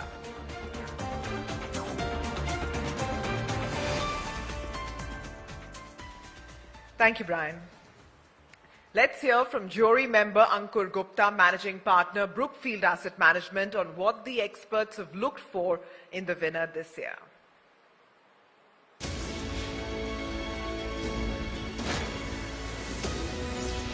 Forbes India Leadership Awards.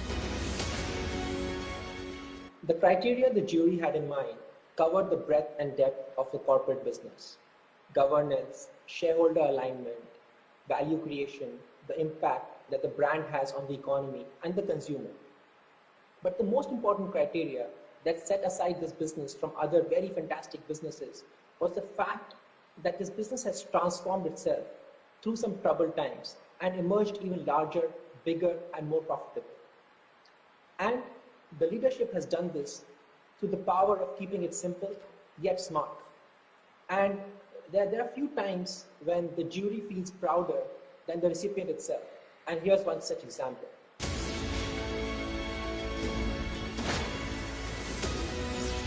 Forbes India Leadership Awards. And the Best Company of the Year award goes to ICICI Bank.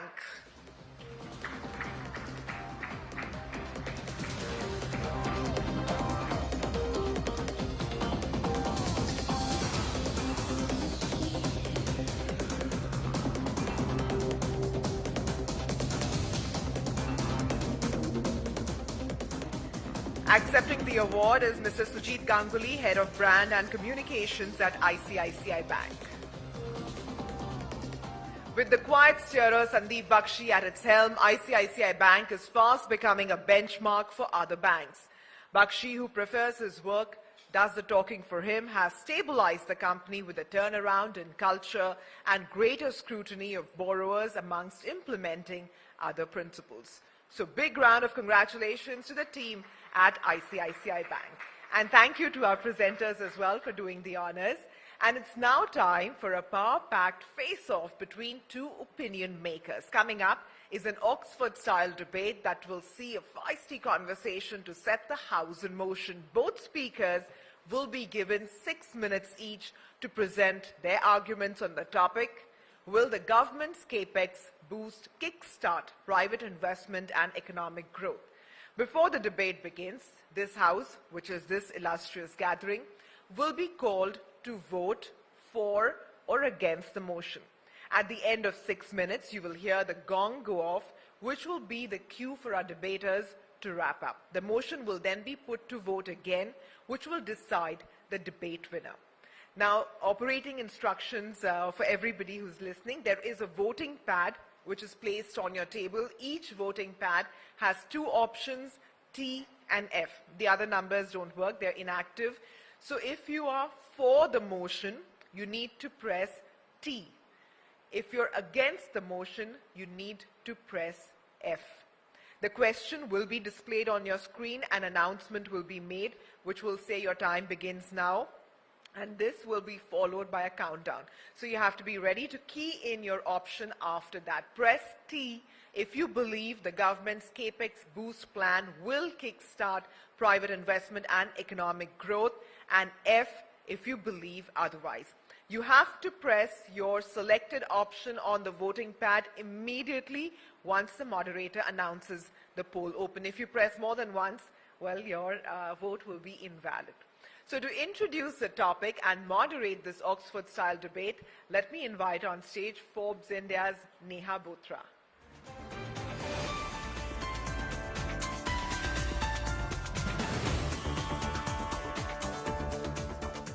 Hi everyone. I hope you've been having a good time so far this evening. Well, we'll move on to the debate, a power-packed topic as Sumaira just mentioned. We'll be debating tonight if the government's capex boost is going to kickstart private investment and economic growth. Let me welcome our debaters on stage, Saurav Mukherjee of Marcellus Investment. Please come to my right.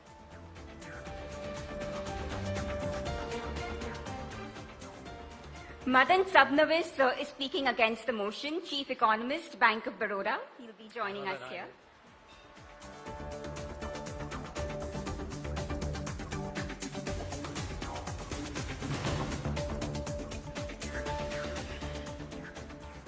But before we begin the debate, you'll find your voting meters on your table. Please do vote.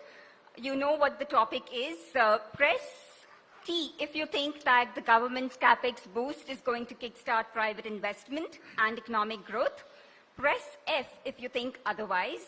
Your time to vote starts now. Press T if you agree and F if you think otherwise.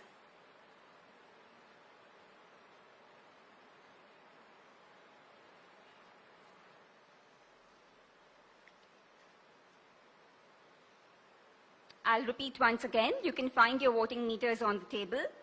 Press T if you agree and F if you think otherwise.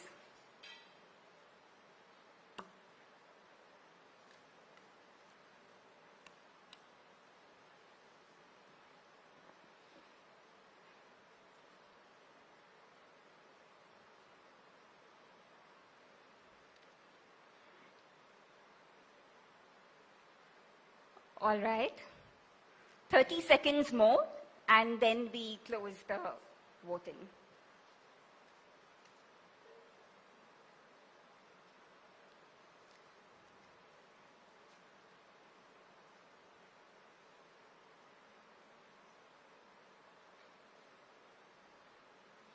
All right, time up.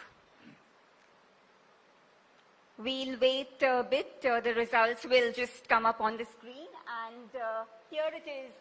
So 67% of the audience agrees that the government's capex boost will kickstart private investment and economic growth, but 33% disagree.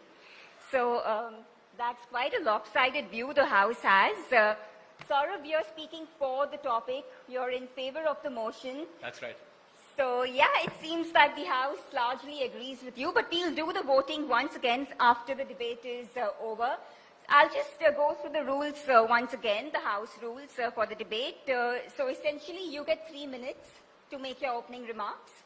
And Madan, you also get 3 minutes to open the debate. Following this, you'll get another 3 minutes to make your closing comments, and so will you. And then we'll come back to you for a final vote in regard to this debate. So, Saurabh, are you ready? Yep. Your time starts now. Thank you very much, and it's a privilege to be debating with someone as distinguished as Madan. I've read his work over the years. I think he's a fabulous economist. So I'll keep it short and simple. I work in the stock markets. I'll have a few numbers that I'll throw at you. So if you look at India's capex, or capital expenditure, as the economists call it, this used to be pretty low till the early 90s. It was as low as 20% of GDP. Middle of the 90s, capex in India started going up. And if you look at the peak of capex in India, just before the global financial crisis, we hit 35% of GDP as capex. That was as good as it got. Now, interestingly, even though after the global financial crisis, capex stayed down, it's actually been in the range of 30 to 35% for the last 10 years, right? What's very interesting is even though capex in India has been 30 to 35%, there's this persistent feeling that enough capex nahi ho raha hai, and this constant undercurrent and unease that something's wrong. So let's dig into the numbers to understand what's happened. The biggest driver of capex in India, 60% of capex, as per the government's data, is trade, hotels, transport and communication, right? Trade, hotels, transport and communication, massive sectors.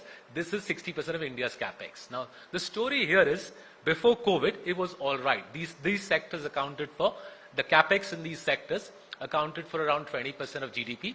It was all right, but COVID understandably absolutely smashed capex in these sectors. At the height of COVID, that 20% became almost 10% of GDP. Capex halved in these big sectors. You'll be pleased to know it's back to 17% of GDP. Pretty much all the lost ground during COVID has been made up. There's some way to go, but as the unlock continues, the main engine of India's capex, which is trade, hotels, transport and communication, hopefully comes back. Our presence in the Taj this evening should hopefully help in that regard. Now let's come on to the capex, which everybody thinks of conventional capex, which is construction. This is where India's had a problem. Construction capex as a percentage of GDP peaked. It peaked in 2011, and after that we had a 10-year downtrend, right? What's remarkable is that 10-year downtrend, ironically, has been reversed by COVID. So 10% was at its peak, construction capex was 10% of GDP. It fell to as low as 5% of GDP. It halved during COVID. It's back up to 8%, right? And there's three drivers here which are firing great guns. Bank lending, home loans. Bank home loans are the cheapest they've ever been in the country. So the largest home loan providers in the country, HDFC, ICICI, are whacking out more home loans than they have ever done. I think HDFC made an announcement. I think 2 trillion is the last number they printed out for the 12-month of home loans. Secondly is stamp duty, property taxes have been reduced. And thirdly, the topic that you voted on, government capex at a record high. So if you add the two drivers of main capex, we are back to 31% of GDP. Thanks, Saurabh. That was a fair enough argument. Sounded convincing. Madan, are you convinced? Yeah, good evening to everyone. Time starts now? Okay. India's GDP for the coming year is supposed to be 260 lakh crores. Okay, capital formation, what we call gross fixed capital formation, which is overall investment, will be around 28 to 30%, which is around 75, 78 lakh crores. Now, when we're talking of the government's capex plan of 7.5 lakh crores, if we just juxtapose 7.5 lakh crores with 78 lakh crores, it's around 10%. So ask yourself this question, that can 10 lakh crores actually be driving the remaining 78 lakh crores? The answer is evidently not. We need to see more investment coming from other segments. And surprisingly, something which I think doesn't come to our notice is that the state governments tend to have a higher capex plan compared to the central government. So I think because there's a lot of media hype on the central government's budget, so I think all of us talk about 7.5 lakh crores. We don't have the data for 22-23, but if I go back to 21-22, when the center said they're going to spend 5.5 lakh crores, states were spending something like around 6 lakh crores. So if I just juxtapose the same number here and say, okay, 7.5 is going to become, say, maybe around 8 lakh crores. So the states actually drive investment almost, which is comparable levels to that of the center, if not slightly higher. The rest of it has to come from the private sector. Now, when we say the private sector, it's probably all of you all who are sitting here in this hall out here, as well as we as individuals, we are also contributing towards the overall capital formation. So today I think that when we're talking of the 7.5 lakh crores, which is primarily, I would say around 3.5 lakh crores is concentrated on roads, railways, and urban development. Another 1.5 lakh crores goes for defense. So that may not really be the kind of capital formation of roads and bridges which we are talking of. The central government has a very limited role to play when it comes to overall investment in the country. Now, another interesting thing about the government is that when the government keeps spending their expenditure, I mean, when the capex is being spent, it tends to get a bit volatile. When I say volatile, it's not to say that in April you say I'm going to spend 7.5 lakh crores. It doesn't work that way. What really happens is you do it in a phased manner. You see how your fiscal balances are running during the course of the year. And in case you feel that your fiscal deficit is going to slip, you slow down on capital expenditure because that is the discretionary expenditure. So this did not happen last year, 21-22, but right up to 19-20, we saw that the central government ended up spending less than what they budgeted because they were looking at the fiscal deficit number and saying, okay, we're above 3%, we're above 4%, we're above 5%. Let's cut back on what is discretionary, which is capital expenditure. So to my mind, when we are talking of central government expenditure, while it definitely does contribute to overall growth, it contributes to overall investment, it may not be the sole driving factor. We will have to look at the private sector to look for incentives, which I will come to in my concluding remarks. Thank you. Thank you, Madan. That was very convincing. Saurabh, coming to you for the closing comments. Sure. So I think agree with Madan that government capex is bound to be small, right? Government capex cannot be the whole and sole driver. But there are two other factors which are helping India massively. And as Madan himself said, we're already at a point where capital expenditure to GDP has exceeded 30%. Now there are two other hidden factors at work which are helping India immensely. The first is technology capex, right? So I think we just saw one of India's largest banks get an award a few minutes back. If you spoke to any of the banks in our country, and banking is a big sector of banking as a percentage of GDP is a good 20%, or financial services is 20%. The biggest driver of capex in India increasingly is becoming technology capex. Now, how big is technology capex? This is a big question because the government statistician does not measure technology capex. If you build an app, you build a database, you provide technology training to your staff, that is not captured by the government statistician as technology capex. So we did a little bit of data crunching on this. If you take data from the private equity and venture capital community and add up how much money they're pumping into the country, and if you count that as a part of technology capex, if you look at the CMI's data on IT projects in the country, tech capex, were it included in the government stats, in the statistician stats, would already take India's total capex to 30 to 33%. Remember that we are already, 35 was the all-time high. If you include technology capex, we'd be pushing 30 to 33%, and we are not yet out of COVID properly. The second driver of capex, and in a way proof that this is happening, is job creation. So the EPO4 data, the Provident Fund data, and data from CMI shows in the last 3 years, India has created 32 million jobs in the formal sector. Just to be clear, 32 million jobs have been created in the last 3 sectors. These are years of COVID. The entire workforce of France is in 32 million. The entire workforce of the United Kingdom is in 32 million. So you have a situation where our country has created 32 million formal jobs, and that I think is proof that the capex engine, in spite of COVID, is up and running. I agree with Madan, the government can't do everything here, but the good news is the private sector and technology capex is firing, and job creation we are seeing in our country in the formal sector is proof of that. Thank you, Saurabh. Madan, coming to you for the final argument. Okay, so now when we're looking at how should we really be looking at government expenditure, government capital expenditure. So the problem really here is of demand. If you today look at Indian industry, see what is the capacity utilization rate? The only authentic data we have is from the Reserve Bank, which says as of September it was around 68%. Typically, you need to have 78 to 80% capacity utilization rate before a company goes in for fresh investment. So what we have seen in the last 10 years is that there's been very limited investment coming through. Our capacity utilization rate on an average basis has been in the region of around 73 to 74% at the best of times. We've never reached that 78 to 80 on a broad-based manner, which means that while some companies are definitely going in for investment, you look at the cement sector, steel sector, they will say we're operating at over 100% capacity utilization rate. So there is investment taking place. But for more broad-based investment to take place, we need to have better capacity utilization rates, for which we need to have greater demand. So it goes back to saying that, are we having enough consumption taking place in the economy? Consumption has slowed down even before the pandemic.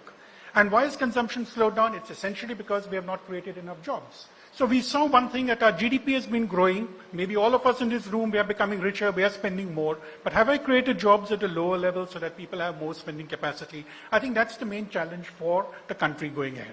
So the way I look at the government is that 7.5 lakh crores is not important to me. The policies which came before and after, like if I look at the PLI scheme for us in industry, I think that's a great scheme. An enabling environment of the government is probably more important than the 7.5 lakh crores, though I agree that 7.5 lakh crores is what occupies maximum media time. All of us in our offices have, the moment the budget comes out, we are trying to do number crunching, 5.5 went to 7.5, and we say, no, it was 6 lakhs, which went to 7.5 lakh crores, 25%, 40%. But at the end of the day, I think the effort which the government puts in is not what happens on 1st February, but it's throughout the year, what we saw right from the Atmanirbhar time. Mr. Piyush Goyal, credit to you and your government for the excellent job done. I think that is what is going to drive the economy and investment, not the 7.5 lakh. 7.5 lakh crores does help, but it cannot be the driver. Thank you. Thank you so much, Madan. Thank you, Saurabh. Both sides were very convincing. I can't make up my mind. So let's go to the audience for a quick audience poll. Please use your voting meters and vote once again.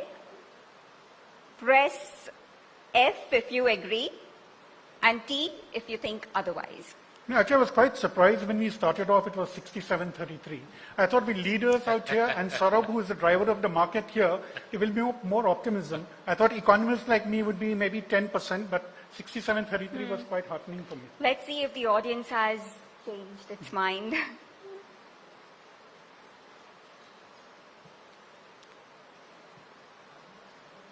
You have 30 seconds more. Please do cast your vote. Because economists normally tend to be a bit pessimistic. I think those who have seen the Mumbai Metro capex might be sort of positively biased. I think maybe that's a factor. We should, maybe perhaps Forbes should have adjusted for that.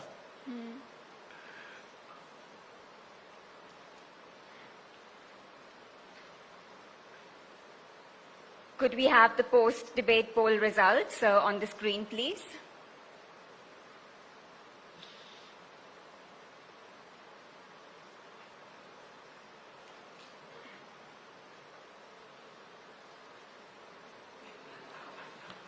Okay. So now it's Saurabh, I think I have won. 33% of the audience now feels that, yes, the government's capex will boost and, kickstart private investment and economic growth, and 67% disagree. So that's been quite a reversal. And you've really convinced the audience, Madan. Thank you so much. Thank you, Saurabh Mukherjee. Thank you once again, both of you, for joining us. Thank you.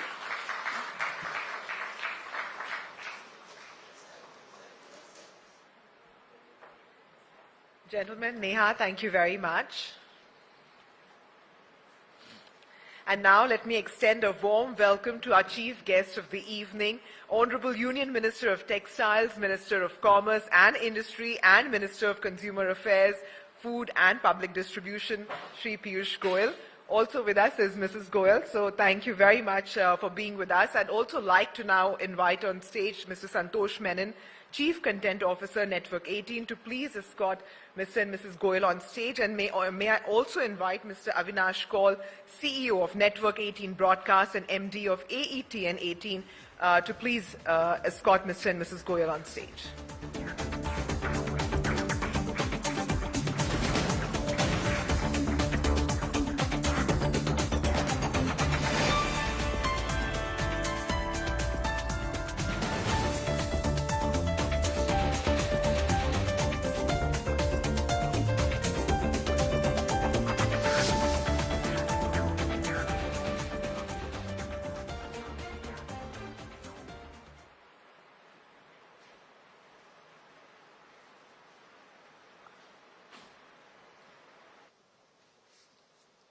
Friends,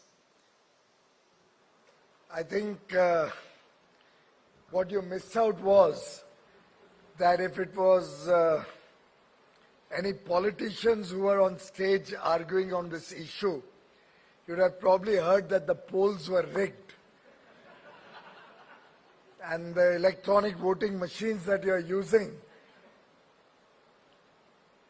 at least Madan will feel that they were truly good and correct, but I'm not so sure if the other side is convinced. And that's how life has been for all of us all these years, that an idea that one side gives out, the other side doesn't agree with, somehow unfortunately doesn't lead to enough debate, enough discussion. And I think it's a wonderful idea that Forbes has brought to us today, where I think we've heard different viewpoints, we've had an open platform where ideas can be generated, ideas can be deliberated upon. And I must compliment you for a brilliant way to conduct your Leadership Awards program. My apologies, my flight from Delhi has come in late, and I had another award function, 2 award functions in an evening. The country must be doing something right.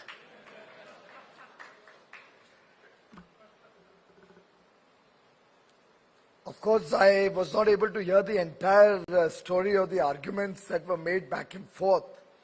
But I certainly know that while we are trying to fast-track various projects in the government, for example, the Pragati Maidan, the ITPO complex where we are going to have the G20 next year when India will chair the G20, we are perpetually short of labor. And there are high-paid labor there. It's a project where you are assured of good salary, you are assured of ESI, PF, all formal employment. Government has its eyes on every contractor so that not a single person there will not be paid fair wages with all the social security elements of it. But I can tell you, we are perpetually, including as of today, short of people. And I don't know about, I see a lot of business leaders here, but maybe you don't realize it, but when you get back home, find out about the shortage of staff that you're finding probably at your homes, the shortage of talent that sometimes you find in your offices and business. And clearly, we have a situation where there would probably be a disconnect in what people are aspiring for in terms of the kind of talent we are looking at and possibly what is available. At the level of industry, at the level of business, I would certainly like to join issue with Mr. Madan Sabnavis that infrastructure spending is not important.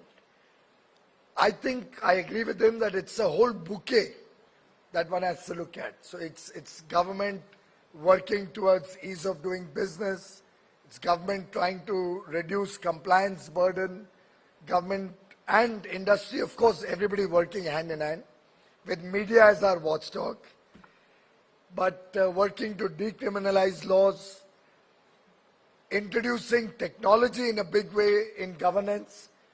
I don't know if any of you has really figured out what PM Gati Shakti envisages. It's really a game-changing initiative. I'll spend a few minutes on it if time permits. The production-linked incentive scheme that was also mentioned earlier. So obviously it's like a necklace with several beads. And this necklace, this journey, is not something that started in this budget or the last. It started several years ago. After all, if you look back, whether it was the Digital India program, whether it was Swachh Bharat, I think equally important to the nation's development, because half our population, the women force, did not get an opportunity to get a life of dignity. I mean, a country which in 65 or 70 years of independence did not provide a toilet for every home and just took it for granted, maybe at best left it for some Hindi movie songs to picturesquely show our women folk going to the fields or going to the well to collect water. And governments came and went, but nobody thought of an elementary thing like providing, as we call it, an izzat ghar, a life of dignity, an opportunity of living a life of dignity. Nobody thought of providing cooking gas so that our women folk don't have to use the old traditional chula. Nobody thought that it's important that the poor also are entitled to health care. And I believe these social indicators or social effort to improve the life of our less privileged sections of society are equally, if not more important, when we in this room, in a platform which is largely business focused, are discussing the wins and losses or the success and failures or the future of Indian business and Indian society. And to my mind, I agree with Mr. Sabnavis that it's the whole bouquet that will define where India is going to go forward. After all, what was one of the first projects we took up? Electricity for every home. Can we as a nation have 3 crore families without an electricity connection in their home? Which means there are crores of children who are relegated to a life which will not give them any opportunity. How can we as a society, as a nation, accept the fact that water will be a problem for millions of homes so many years after independence? We have embarked on the Jal Jeevan mission, by which we are going to ensure that every home has water from a tap, nal se jal. May seem not very important to many people, but to my mind, one of the most important initiatives a nation could take up. Water being the source of several diseases and healthcare related problems. So I would think that it's very rightly so a whole bouquet. A lot of initiatives which are business focused, like our Startup India program, the digital initiatives, the direct benefit transfer, which has helped to eliminate a lot of corruption and middlemen, the effort to demystify laws, all of these put together, coupled with the 7.5 lakh investment commitment of the government. Government only provides a facilitation or a kind of top-up support when it comes to kickstarting the economy. With the state's investment plans, it becomes 10.5 lakh crores. Now, I think all of us know the multiplier effect that investments in infrastructure is expected to give. And I think there's no rocket science in that. It's a well-known, well-understood phenomena. It gives a big boost to employment, since I would think at least 25-30% of the overall cost of any infrastructure project does go down to labor or staff or paid out to employees. It gives a big boost to all the associated sectors of mining, steel, cement, all the ancillary activities related to construction or infrastructure spending. If it's a railway project, the railway tracks, the manufacturing of bogies, engines, rolling stock, signaling. It's a whole ecosystem that benefits. And as these projects come up, you'll find dhabas coming up there. You'll find taxi drivers getting an opportunity transporting people. You'll have a large fillip to the logistics sector, truck drivers getting business. So the effort is that government helps to kickstart, and seeing that demand, the private sector gets an opportunity to look at greater investments. Of course, we've lost a couple of years of COVID period where obviously businesses and industry were hesitant to see how it pans out, how demand comes back into the market. You all will recall when we inherited government in 2014, we came into government, we were called a fragile five economy. The world looked down upon India. Our foreign exchange reserves were at about $300 odd billion, so much so that the then government had to come up with an FCNRB scheme to raise $34 billion just to protect the rupee from the free fall that it was witnessing. Our country did not generate enough enthusiasm amongst investors, both in India and abroad, to come and invest in India. Banking sector was in a shambles, what with the kind of terrible credit risks that were taken indiscriminately in the 2008 to 12 period particularly. Repairing the entire story, getting back India on center stage in the world, making India a trusted partner of economies around the world, particularly the developed world. And to the extent that today when I talk to trade ministers from across the world at different fora, it's unimaginable the excitement they have when they want to do business with us. We can today discuss with them from a position of strength, and that strength comes from the people of India. We used to always talk about demographic dividend. The demographic dividend was the people, the market, consumption demand, potential growth. All of these are elementary economic theories which we have all understood over a period of time, but sadly nobody has ever had an integrated thinking to make India, to prepare India for the long haul. I mean, after all, we had I think a higher GDP per capita than our unfriendly neighbor until 35 years ago. But we lost a lot of good time, valuable time. Even our free trade agreements, our international engagements were probably putting the cart before the horse, or the horse before the cart. We were confused totally. We didn't know, does the cart come first or the horse comes first? So we landed up saying, let's just go ahead with the FTA. The horse will find its own way. And that doesn't work. We landed up having engagement with countries which got access to our market, but we didn't have enough stakeholder consultations to be able to ensure that our offensive interests were protected. And that's the difference that we are trying to make, whether in our internal decisions as we promote India's Atmanirbhar Bharat program. And it's not a program that's closing our doors to the world. It's actually opening them wider. We want to engage with the world from a position of strength, with confidence. Our startups should be world class. Our technology should be the best in the world. We should be recognized for the quality we offer to the world.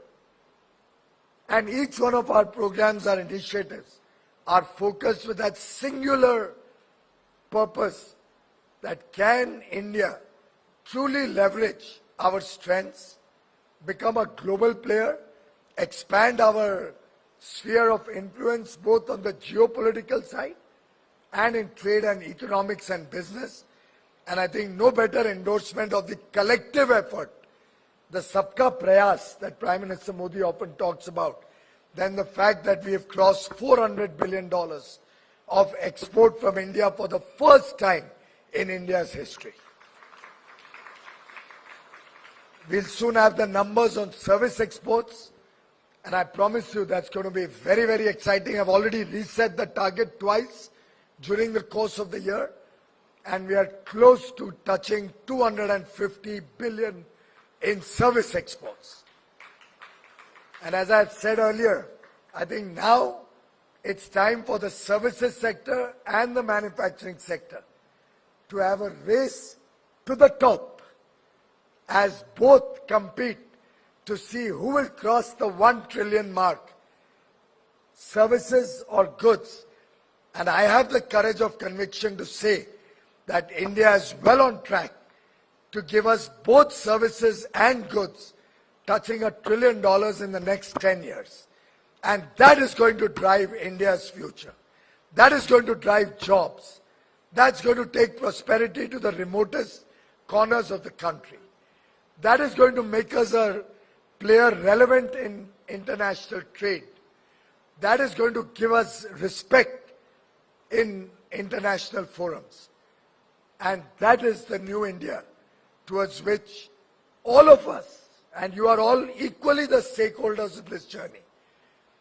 We are all together, whether it's the media, whether it's our businesses or our startups, whether it's government, all of us collectively can make this happen. And towards that, every single step along the way is going to matter. I mean, after all, when we come up with a national single window, and I believe this is the first time an effort has been made to get all the states on board, to work together with businesses, understand the pain points. Therefore, I have not formally launched it. Still a beta version, because I want industry, I want media feedback. And we can fine-tune it even better. Does it really make life simple for all of you? We want ideas from you how we can reduce your compliance burden. Where are the pain points in the laws where there's criminal action which bothers or troubles Indian businesses? This kind of stakeholder engagement, there was a point during COVID, and I think this video conferencing we thought was a great boon in terms of high level of efficiency, engagement, but it's a mess for family lives. And literally you were on the call jumping from one to the other till late night. I don't know, I don't see too many faces here, familiar faces, who may have had to suffer the ignominy of doing a 1 o'clock or 2 o'clock call with me in the night. But that's how COVID period went. But it was a great experience. I would be on calls with industry, with export promotion councils, with sectoral associations, literally every few days. And the 400 billion didn't happen overnight. Our missions worked for it. Our exporters and government had a 24-hour connect. Round the clock, control rooms facilitating even the slightest problem and sorting them out. And this journey is going to continue with the same spirit, with the same enthusiasm, and together, I'm confident we can change the destiny of India, truly help us achieve the glorious heights that we are destined to be. I briefly alluded to PM Gati Shakti for paucity of time. I won't get into too much detail, but truly, it is technology at its very best in terms of our ability to plan, implement and monitor projects smarter and better. Also, locate industry smarter.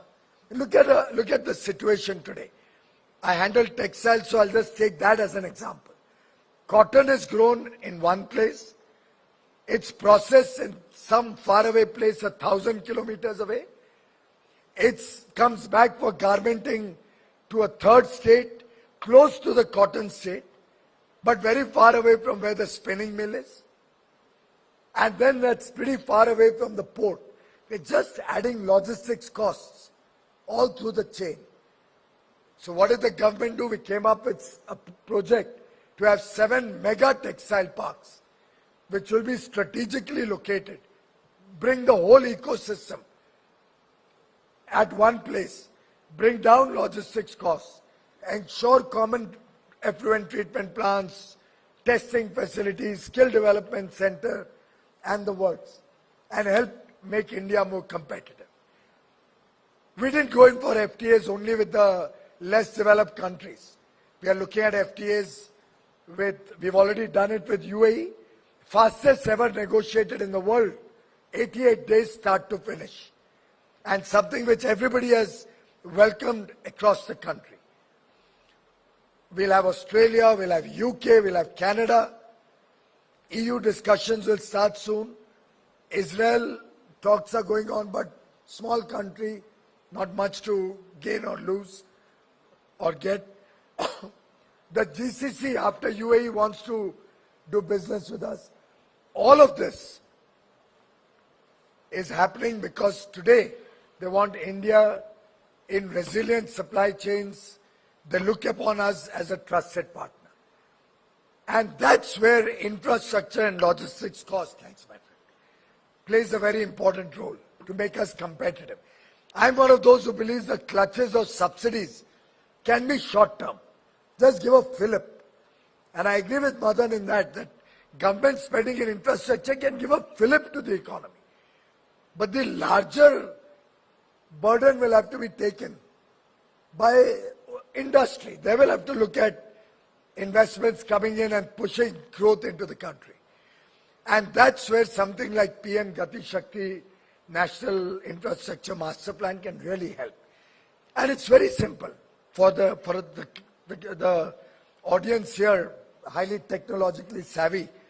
It's basically geospatial mapping of everything in the country. Our forests, our wildlife sanctuaries, our railway infrastructure, our highways, location of different industries. Now I'm doing another mapping of all the testing facilities in the country.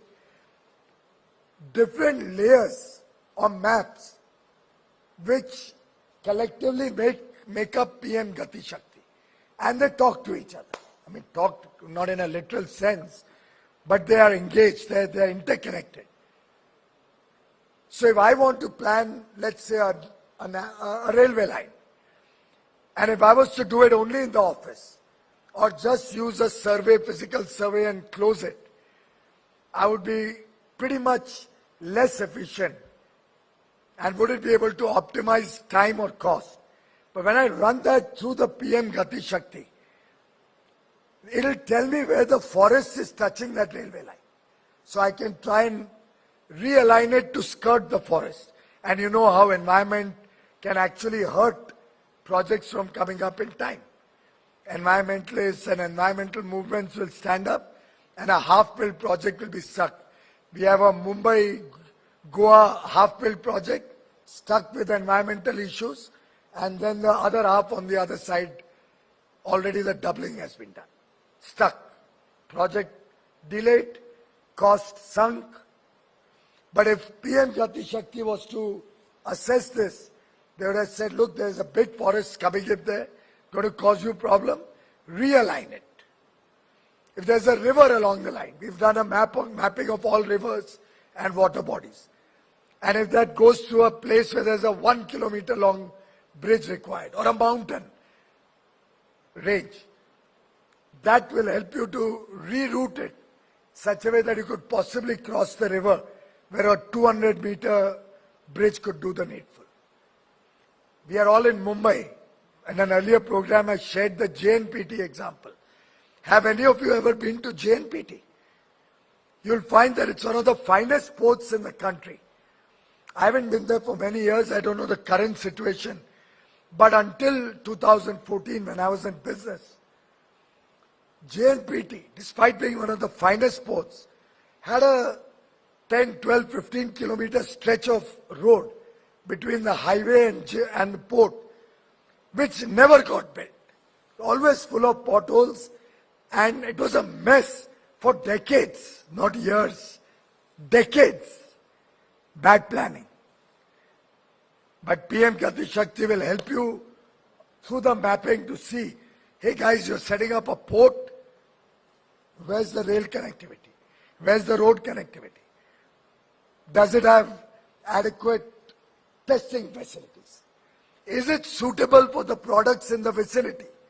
So there are too many, let's say, steel plants around it. Can it handle steel? If it's an agricultural area, can it handle wheat, rice? So that's the kind of efficient planning that a geospatial mapping tool like this, with over 400 layers of data already available and growing by the day. It can help to plan better, then monitor the project better, because it will be continuously through space technology, monitoring the progress and throwing red alerts. Not like the red alert we heard about in Uttar Pradesh. That red alert seems to have sobered down, I think. And we've got a government being sworn in today. By the way, for the first time in India's independent India's history, the Uttar Pradesh, the largest state, has re-elected a chief minister after he completed 5 years term. A full 5 years term in office, getting re-elected. And this, ladies and gentlemen, is just proof that the old idiom that good economics doesn't make for good politics is history now. Good economics, good governance makes for good politics, finally in our country. And no better proof than Uttar Pradesh today. The fact that law and order improved, industry went there. Samsung is setting up one of their largest factories there and exporting from there. Agriculture has taken a boost. Agricultural productivity is on a high. Cities are getting improved. Infrastructure, the expressways there are truly like the old Onida ad. Owner's pride and neighbor's envy. You can actually, like once upon a time, you left from Maharashtra, went to Gujarat, you could see the perceptible change as you went on the Western Express Highway. You would have all the broken roads in our own home state, only to enter into a lovely expressway on the other side in Gujarat. Today, UP has joined that club, where you enter UP and you see beautiful expressways. And people have respected this kind of a performance. I'm only saying this because that's the effort that Prime Minister Modi has brought to the country. It's a whole of the government approach, which today he has appealed to the nation should be made a whole of the country approach. And I invite you, ladies and gentlemen, to join this effort as one country, as the collective effort of 1.3 billion Indians to truly make India a global superpower. Thank you very much.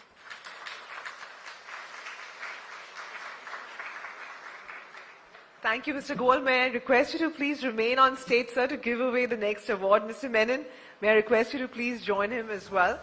And it's time now for our flagship Forbes India Leadership Award. And first up, let's hear what the jury was looking for in the Entrepreneur of the Year member. And let's hear out from jury member Viswanathan, MD and CEO of IDFC First Bank.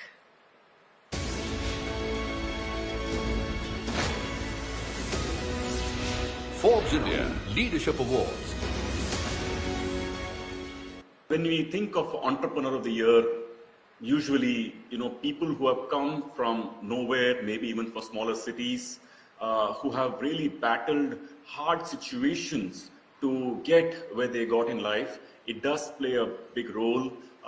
Finally, after all that effort and getting the necessary equity backing and so on, such self-made people, if they go on to create really wonderful products or services which are world-beating, it does make an extra, it does play on the minds of the jury, so to say. In our case, really, there were very good choices, and we had to really jostle ourselves to figure out whom we want to select. But I think in the end, I really think we got a deserving winner, and that's all I can say.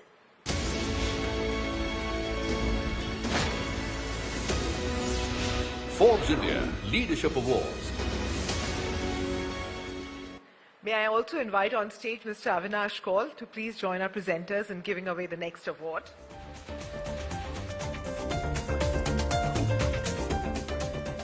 And the Entrepreneur of the Year goes to Girish Mathrubootham, CEO and co-founder of Freshworks.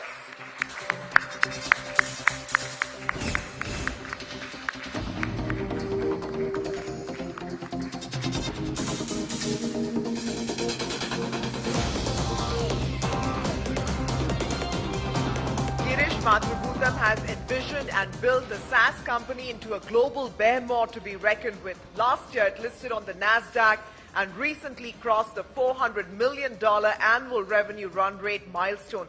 May I please request Mr. Bhatt? Yes, sir.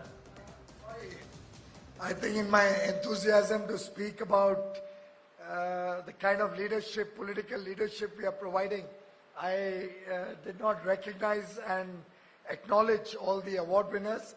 My compliments and heartfelt congratulations to all the award winners. You make us proud, you and all the earlier award winners. Keep up the good work.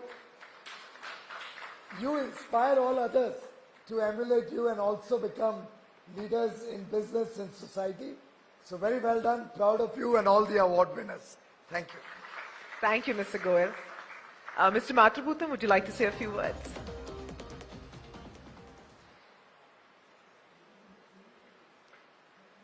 Thank you, Forbes, and the honorable jury for this award. So I'm honored to accept this, and I would like to dedicate this award to all the employees of Freshworks who have toiled for more than 12 years to take us to where we are, especially in the last 2 years as they kept Freshworks powering through the pandemic. So I would also like to think of this award as a very important milestone in our journey and validation from Forbes as validation for our dream of India as a product nation. So Honorable Minister Sri Piyush Goyal ji talked about how India can become a $1 trillion economy with both services and goods, $1 trillion export with both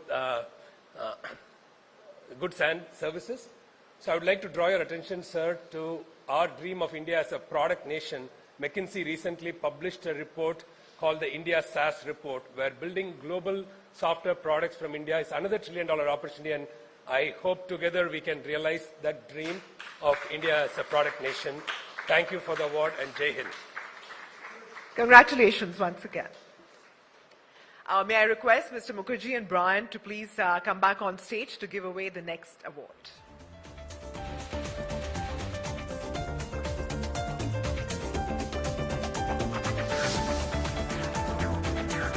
Thank you so much, sir.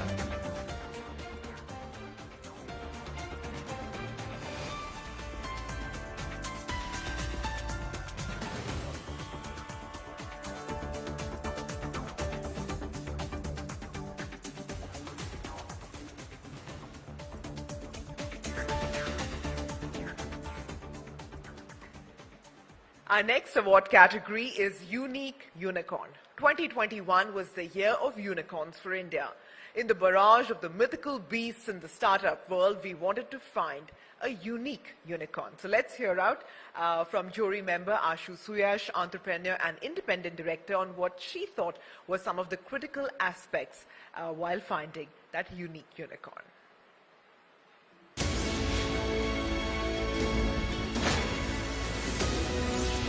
Forbes India Leadership Awards. Given the rising concerns on climate change, the impact of global warming that we're seeing all over, and also in the context of the milestones that India has committed to in the Paris Accord, the jury was looking at identifying a set of companies that had either transformed their business model and was beginning to move towards clean energy, or was in the clean energy space, had begun to acquire scale, was serving a wider customer base, and also we felt that it was important to think about sustainability practices that these companies would have adopted. After the whole number of deliberations that we had, looking through a pretty long list, we felt good that we had identified a winner that met these parameters and had really grown over the last 12 months and was on its way towards profitability and was acquiring a good customer base as well.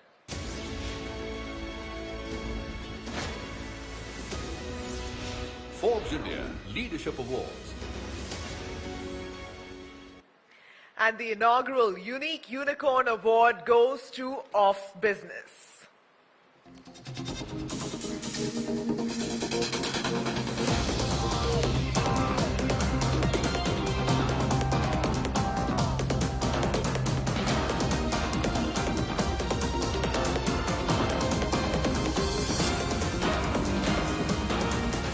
Well, India is home to nearly 100 unicorns with a total valuation of $295 billion as of February 2022.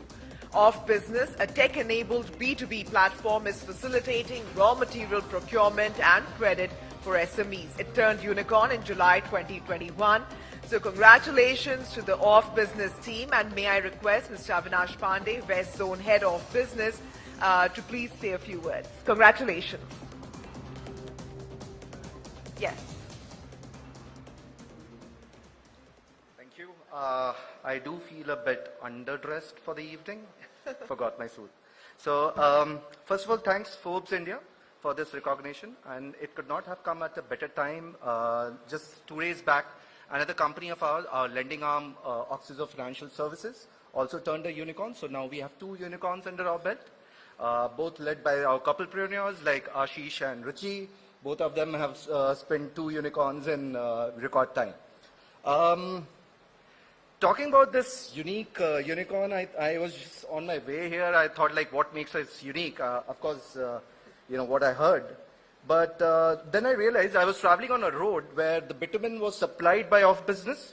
I crossed a metro station where the structures and the TMT were provided by Off Business. Then I crossed a supermart where the products of our newly formed firm, O Agri Farm, we import nuts and all, and that was also there.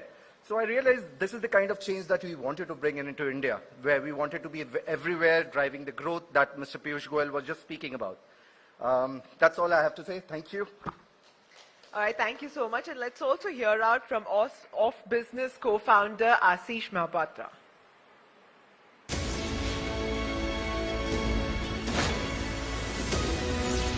Forbes India Leadership Awards. Thank you, Forbes India, for the privilege and honor of getting us this award.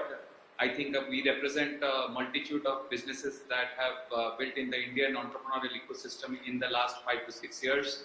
There are many amongst us, and we feel honored to have been recognized for this. I think unicorn is a tag, but what we really stand for is uniqueness in that unicorn, which is essentially a combination of 3 facts: high scale, high growth, and at the same time being profitable.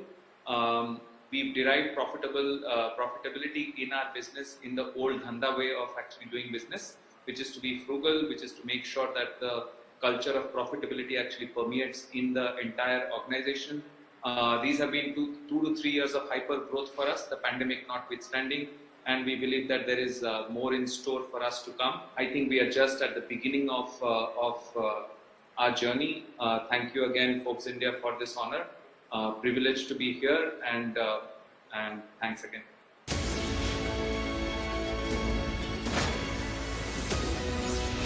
Forbes India Leadership Awards.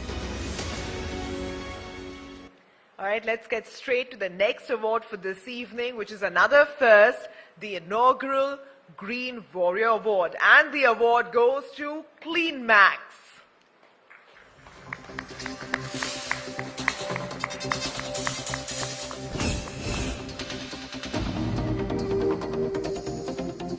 By providing renewable energy to corporates, Clean Max has been helping India Inc. meet its sustainability goals while growing in size and credibility itself. Congratulations to the team of Clean Max. We have Mr. Kuldeep Jain, the founder and managing director, accepting the award. Would you like to say a few words, sir?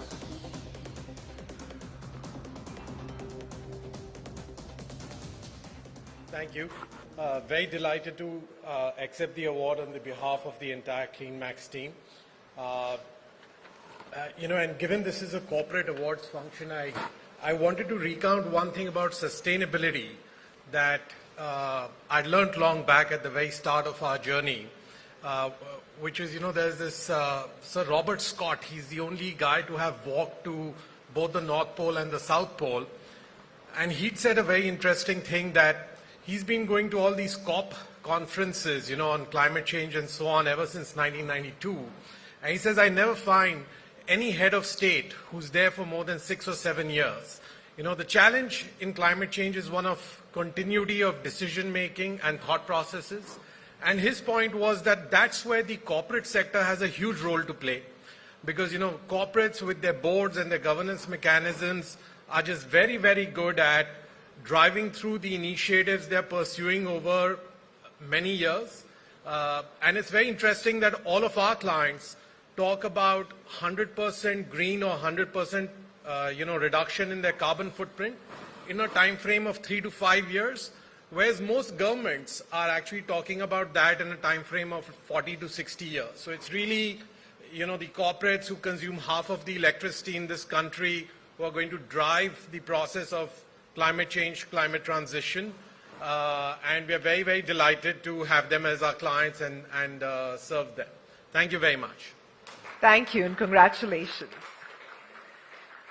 And now it's time to recognize lifelong commitment, dedication, and a grit to carry on against the odds. The winner of the Lifetime Achievement Award. But first up, let's hear from Mr. Mariwala on what the jury was looking for in this year's winner.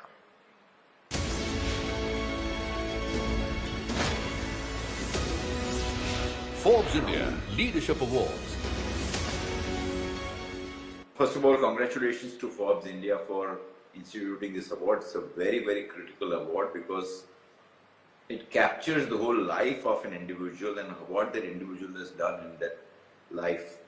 And it starts with how has the individual built the institution, to what extent does he command respect, what are the governance standards in that organization, was it a pioneering initiative which others have copied and the whole sector has grown quite a lot, is the leader has been iconic, has he built a strong culture, has he shown empathy, and finally how is it valued in the capital markets. When the next generation comes into the fold of the business, they have a big, big responsibility in ensuring that over a period of time they take over the reins from the earlier generation. And to that extent, perpetuity would play a very, very important role. Perpetuity in the right direction, in terms of the right culture, in terms of growth orientation, in terms of transition and respect from all the stakeholders. And I think that's what we were looking at in the jury in terms of individuals who have very smoothly taken over from the earlier generation, and they have set a stellar example in terms of what they've done in the time they settled down, and the future is looking bright for the organization because the next generation entrepreneurs are actually adding a lot of value to the business while continuity and perpetuity is in the plan.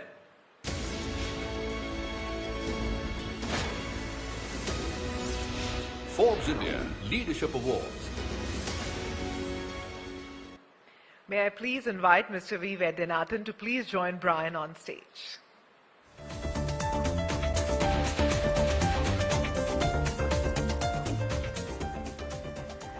And the Lifetime Achievement Award goes to Dr. Pratap Reddy, founder and chairman, Apollo Hospitals.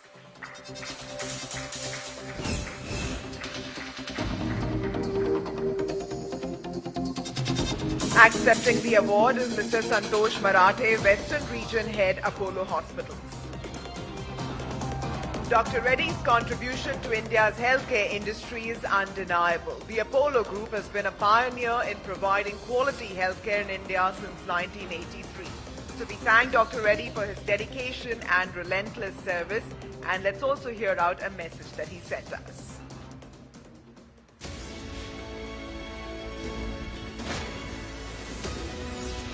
Forbes India Leadership Awards.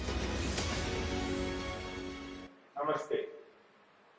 First, I'm very, very grateful for Forbes India for giving me this Lifetime Achievement Award.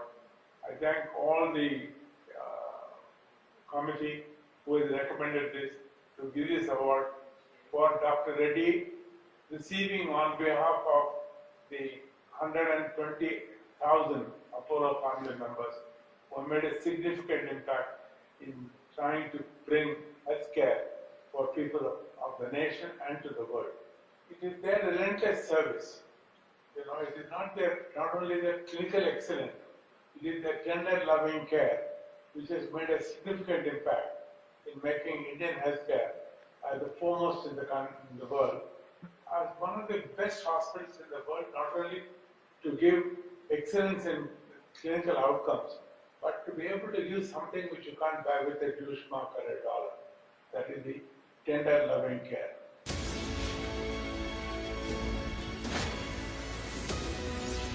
Forbes India Leadership Awards. Gentlemen, thank you very much for doing the honors. And now it's time for the final interaction of the evening. It is my absolute pleasure to invite on stage an actor who has played versatile roles in Telugu and Bollywood films. He has starred in one of Indian cinema's most celebrated movies, Bahubali. There is much more to this actor than what meets the eye. Actor, producer, entrepreneur, investor. Please join me in welcoming the very affable Rana Daggubati as we explore the other side of Rana Daggubati with Forbes India's Kunal Purandare.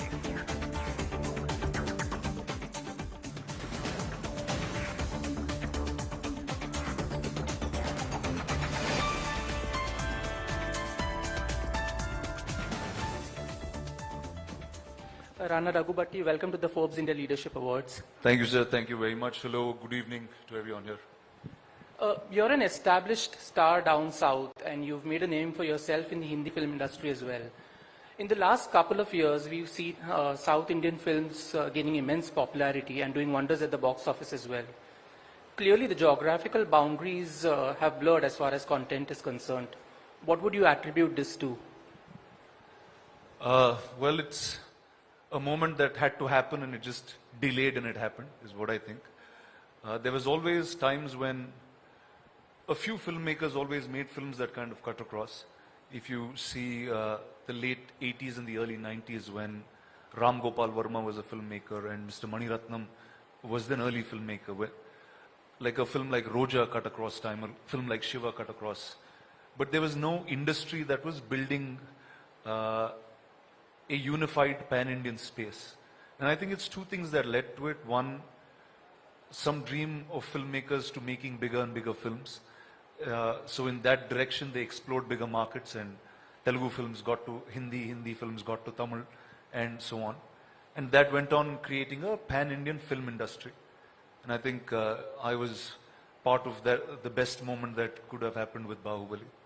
And the advent of OTT kind of changed what cinema you see. The audience is now exposed to a lot more cultural part of the country that they never were. I know I have a lot of friends in Bombay, especially who live in South Bombay. They don't even watch Hindi films, they don't watch English films either. They watch European and some very niche French cinema. And they started talking to me about Malayalam cinema, and I said, okay, now things have really blurred and changed. Like you mentioned, you starred in a pan-India blockbuster, Bahubali, 5-6 years ago. Since then, the metrics of success have changed. There's a 100 crore club, there's a 200 crore club. Now, like you said, there's an OTT, and you talk about a most viewed film.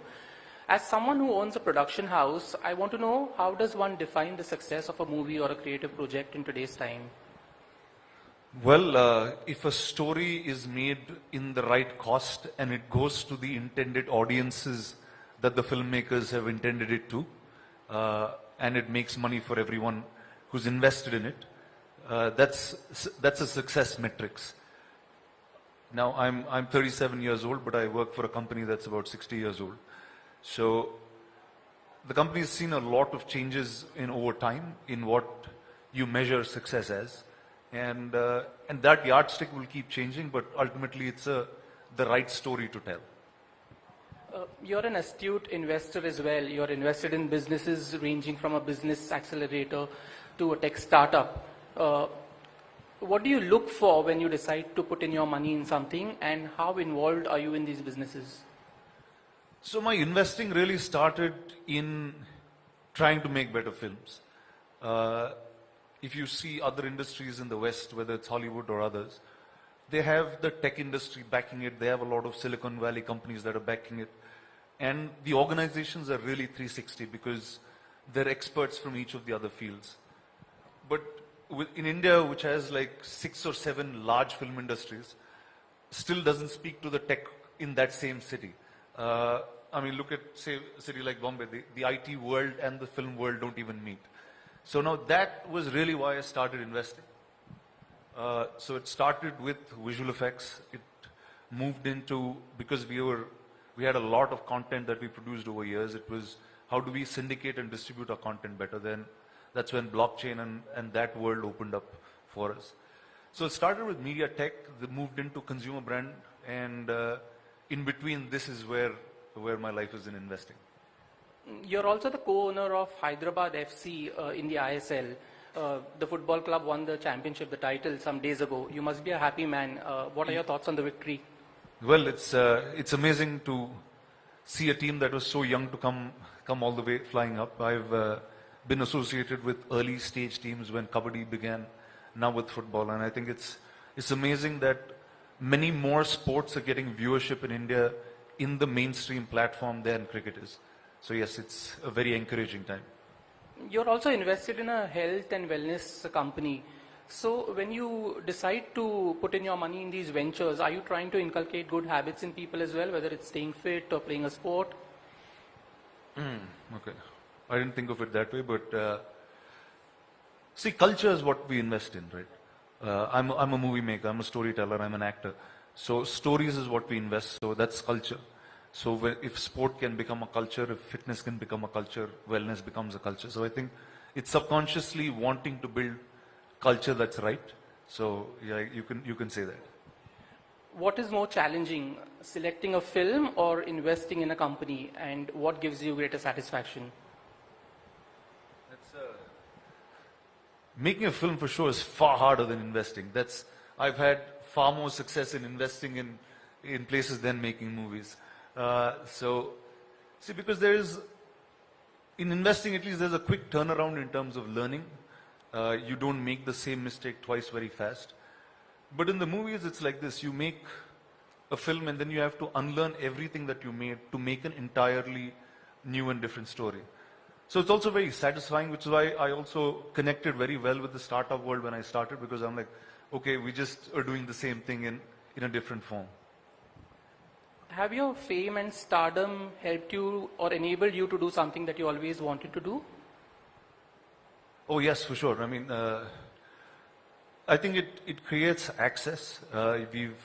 Because of the cinema that I've done, there's a likability that you've built, and that likability will transfer into any entrepreneur or a startup that's kind of building and wanting to be out there.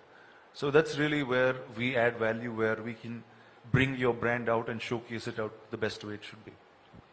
What next for Rana Daggubati? Could you shed light on your professional and business plans? Well, what's next is always a tricky one. Well, I continue to do films, and as an actor, I will continue to find more and more avenues to open newer cinema. Now I'm actually, this is the first show that I'm doing for a platform, and I think as time goes, there will be so many newer ways of engaging in storytelling. That's what's changed. The audience and the way people receive stories has changed. So I'll just keep open and just finding newer things to do. Right, Rana Daggubati, we wish you all the best. Thank you so much for your time, and thanks a lot for coming here. Thank you, sir. Thank you, guys. Thank you very much. Thank you very much, gentlemen. We know so much more about you now, Rana, so thanks for that. And may I also invite Forbes India editor Brian Carvalho to please join us on stage in giving a special citation to Rana Daggubati.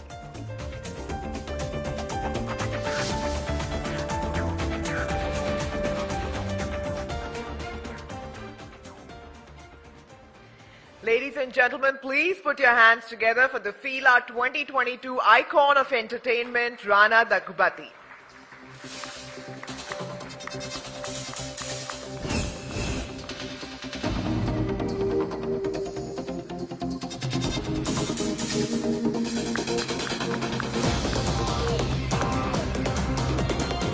Rana, would you like to say a few words?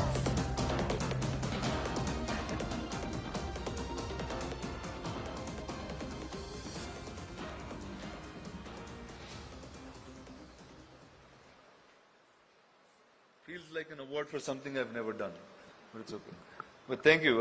First, thank you guys. This is probably the most serious thing or most formal thing that I've done in the last couple of months, or maybe a couple of years, I think.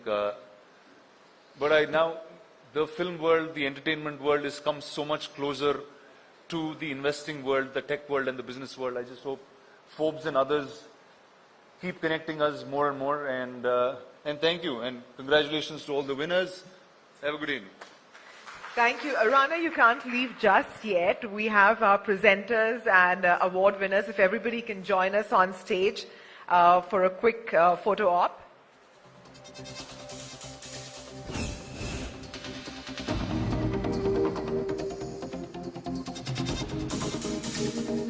I think perhaps we'll take the picture outside. That might be a better idea, yes?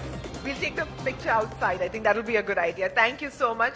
Thank you, everybody. That brings us to the end of the 11th edition of the Forbes India Leadership Awards.